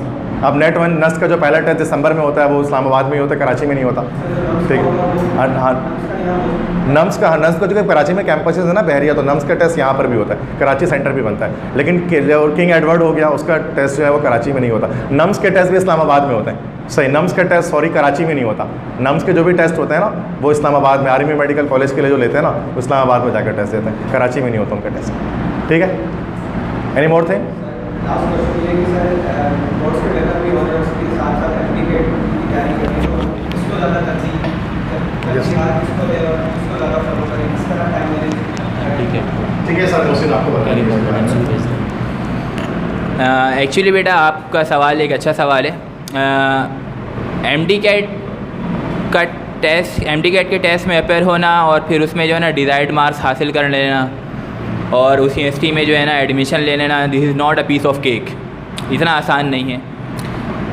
जितने भी क्रीम स्टूडेंट्स होते हैं ना, जो डॉ में पढ़ रहे होते हैं और जो JSMU में बैठे हुए हैं, ठीक है, और जो KMDC में बैठे हुए हैं, इनफैक्ट के जो फार्मेसिस्ट भी हैं या फार्मेसी जो कर रहे हैं, तो इनकी जो है ना वो एक अनथक मेहनत इसमें शामिल होती है। तो सबसे पहले तो मैं बच्चों को तो यही कहता हूँ कि if you want your desire becomes true और योर ड्रीम्स बिकम्स ट्रू, तो पढ़ाई को जो है ना अपना ओढ़ना बिछोना जो है वो बना लिया जाए। सही है, ये 2 साल की सेक्रीफाइस होती है, ठीक है ना। पहले मैं आपको ये बता दे रहा हूँ कि किस तरीके से हम इसको अचीव कर सकते हैं, ठीक है। फिर उसके बाद बताऊँगा कि इसकी तरीक़ेकार क्या होगा कि किस तरीके से हम इसको हासिल करेंगे। तो अगर जो है ना आपके पास मॉर्निंग से लेकर के जो है ना रात के 12 बजे तक आप जितने बजे भी सोते हैं, तो इसमें बहुत ज़्यादा ड्यूरेशन होता है, 24 आवर्स का ड्यूरेशन है। तो सबसे पहले तो आप अपने टाइम शेड्यूल को उसको सेट कर लें, ठीक है। एमडी कैट की क्लासेस जो होती हैं उसको लाजमी अटेंड करें। हमारा भी सेशन जो है वो नेक्स्ट संडे से जो है वो स्टार्ट हो रहा है, हमारे बैचेज स्टार्ट हो रहे हैं। तो उसमें ख़ास मटेरियल आपको प्रोवाइड किया जाता है, ठीक है। तो उस ख़ास मटेरियल में ये होता है कि हम पहले सेकेंड ईयर की चीज़ों को जो है ना उसमें कवर अप करवा रहे होते हैं अनटिल एंड अनलेस कि एग्ज़ाम हमारा ख़त्म ना हो जाए। जैसे ही हमारे सेकेंड ईयर के एग्ज़ाम ख़त्म होते तो फिर फर्स्ट ईयर के कोर्स के ऊपर जो है वो फोकस करवाया जाता है। तो इससे ये होता है कि एमडी कैट की प्रिपरेशन भी साथ साथ हो रही होती है और बच्चों का जो है वो पिछला जो है वो भी रिकॉल हो रहा होता है। फिर टेस्ट का सिलसिला है, जो GTs वगैरह होती हैं हमारी, उसमें हम GTs वगैरह कंडक्ट करवा रहे होते हैं। उस GT में क्या ग्रैंड टेस्ट हम कंडक्ट करवा रहे होते हैं। लेट अस सपोज 1 हफ़्ता 2 हफ़्ता 3 हफ़्ते पढ़ाने के बाद हम जो है GTs कंडक्ट करवाते हैं, जिसमें से पेपर जो ओवरऑल बनकर आता है वो 200 मार्क्स का होता है और वो अकॉर्डिंग टू जिस यूनिवर्सिटी में आपको एडमिशन लेना वो उसके हिसाब से होता है। अगर आपको चैप्टर नंबर 1 और 2 कवर अप करवाया गया है एप्टीट्यूड क्लास में, तो वो जो चैप्टर्स के जो सवालात होते हैं वो उन चैप्टर से नहीं आते, बल्कि पूरे कोर्स से हम शामिल करते हैं। चूँकि बच्चा सारी चीज़ों को पढ़ कर आया हुआ है, यहाँ पर उसको बेसिकली उसके माइंड को शार्प करना होता है। Practice makes a man perfect, women also. तो उसमें फिर हम ये करते हैं कि बहुत सारे टेस्ट कंडक्ट करवाते हैं, प्रैक्टिस क्लासेस होती हैं, ठीक है। तो उसके साथ साथ जो है वो बच्चा जो है ना अपनी लाइकनेस को ख़त्म कर रहा होता है और साथ साथ उसके इंटरमीडिएट की भी प्रिपरेशन हो रही होती है और साथ साथ जो है वो एप्टीट्यूड की भी प्रिपरेशन हो रही होती है। अगर आपने जहन में ये बैठा लिया ये, या आपके जहन में ये है कि पहले एग्जामिनेशन जो है ना इंटरमीडिएट के एग्जामिनेशन के बाद जो है हम अपने कोर्स को स्टार्ट करेंगे, ठीक है, एप्टीट्यूड के, तो फिर वो बहुत कम ड्यूरेशन बाकी रह जाता है। 2 से 2.5 महीने में आपकी प्रिपरेशन नहीं हो सकती। तो दिस रिक्वायर्ड अप्रॉक्सीमेटली 6 मंथ्स, कम से कम 6 महीने की रिक्वायरमेंट इसकी प्रिपरेशन के लिए। तो अभी हमारा जो है वो क्या चल रहा है, अप्रैल है, मार्च है ना, मार्च, अप्रैल, मई, जून, जुलाई, अगस्त, सितंबर, अक्टूबर में ये अनाउंस होता है। अक्टूबर में टेस्ट नॉर्मली हो रहे होते हैं, ठीक है, एमडी कैट के। तो इतने ड्यूरेशन में मोर देन 5000 MCQs जो है वो बच्चों को सॉल्व करवाई जाती है, या जो भी बच्चा है वो इसके ऊपर लाजमी फोकस करे।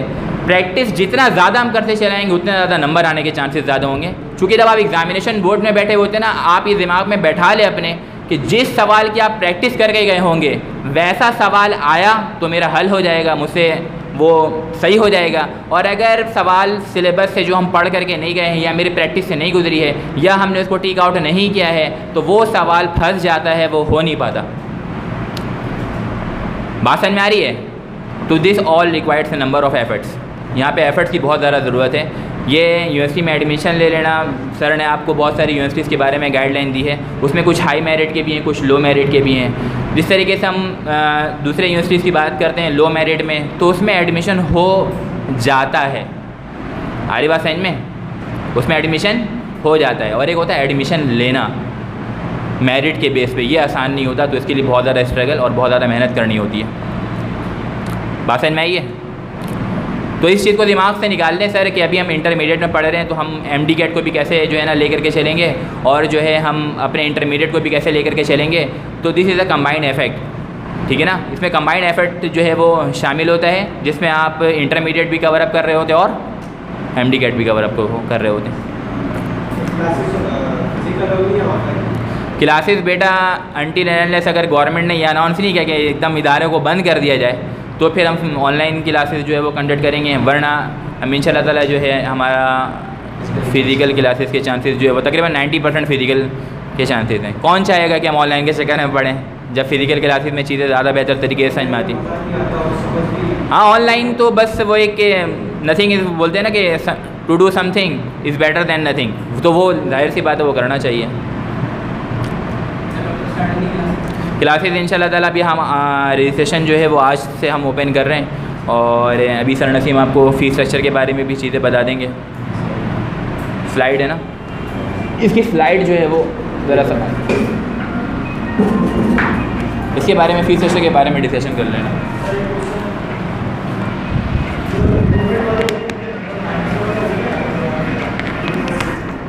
इम्प्रूवमेंट वाले के अंदर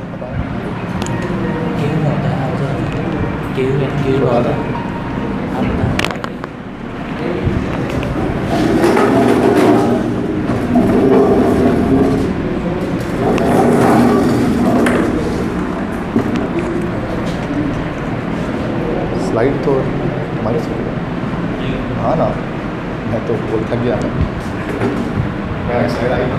हाँ,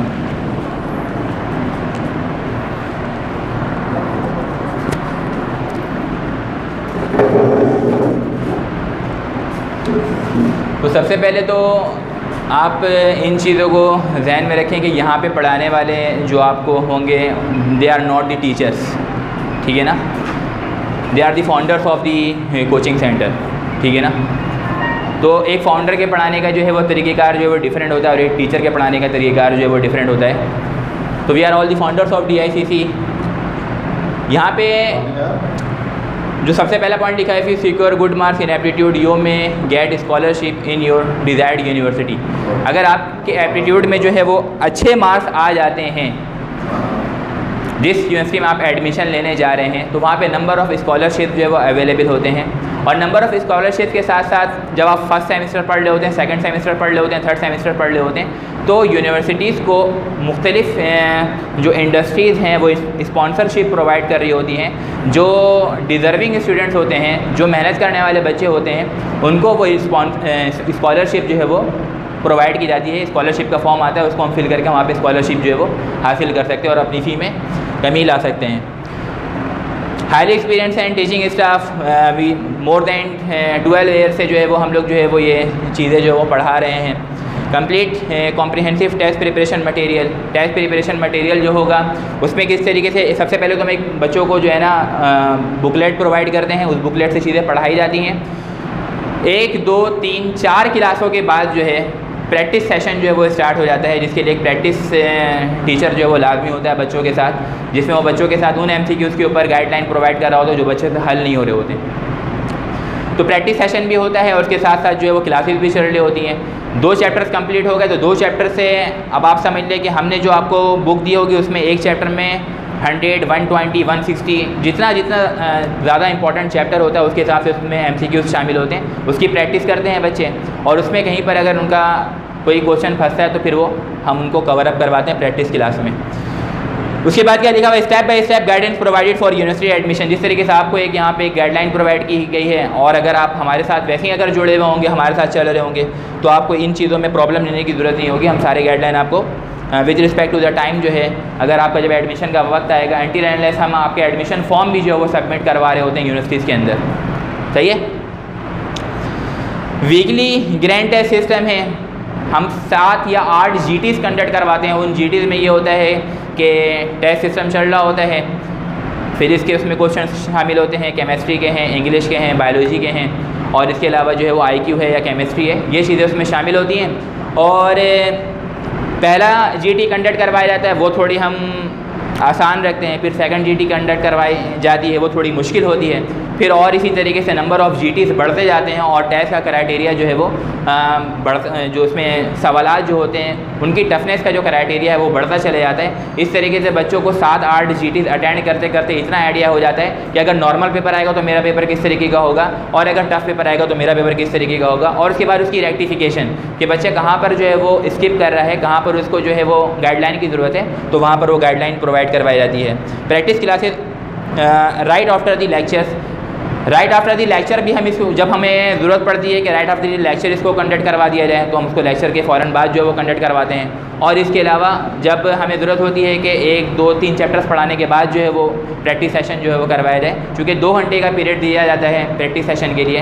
प्रैक्टिस सेशन जो है वो बहुत ज़्यादा इंपॉर्टेंट चीज़ है हाई ग्रेड्स लेने के लिए, हाई नंबर्स हासिल करने के लिए। जब तक आप प्रैक्टिस ना करेंगे, लेक्चर लेकर के आप कभी भी किसी भी एग्ज़ाम में जो वो गुड ग्रेड या हाई स्कोर जो है वो हासिल नहीं कर सकते। तो इसीलिए प्रैक्टिस सेशन जो है बहुत ज़्यादा इंपॉर्टेंट जो है वो टर्म है हमारा।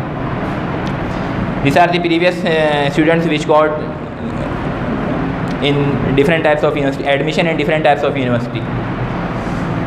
नेक्स्ट,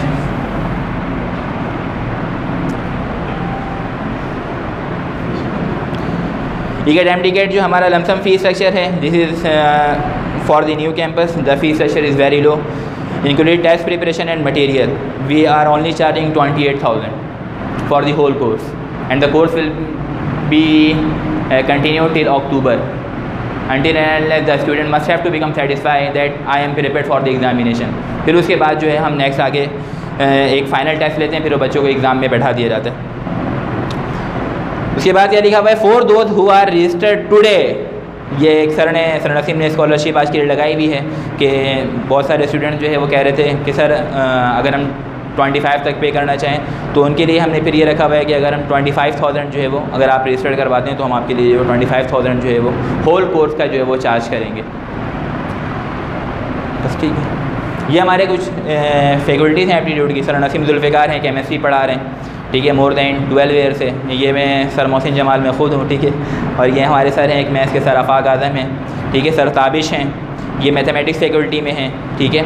और उसके बाद सर मोहम्मद वक़ास से कंप्यूटर साइंस को ये डील कर रहे होते हैं। और उसके बाद डॉक्टर मुबारक इलाही, ये हमारे पास बायोलॉजी को जो है वो डिस्कस कर रहे होते हैं। तो ये हमारी एक टीम है जो हमारे साथ चल रही होती है। और पढ़ाना एक होता है बच्चों को ले करके चलना, और एक होता है पढ़ाना। तो हमारी ख्वाहिश ये होती है कि हम बच्चों को ले करके चलें, उनकी लाइकनेस में उनके साथ शामिल हो जाएं, ठीक है।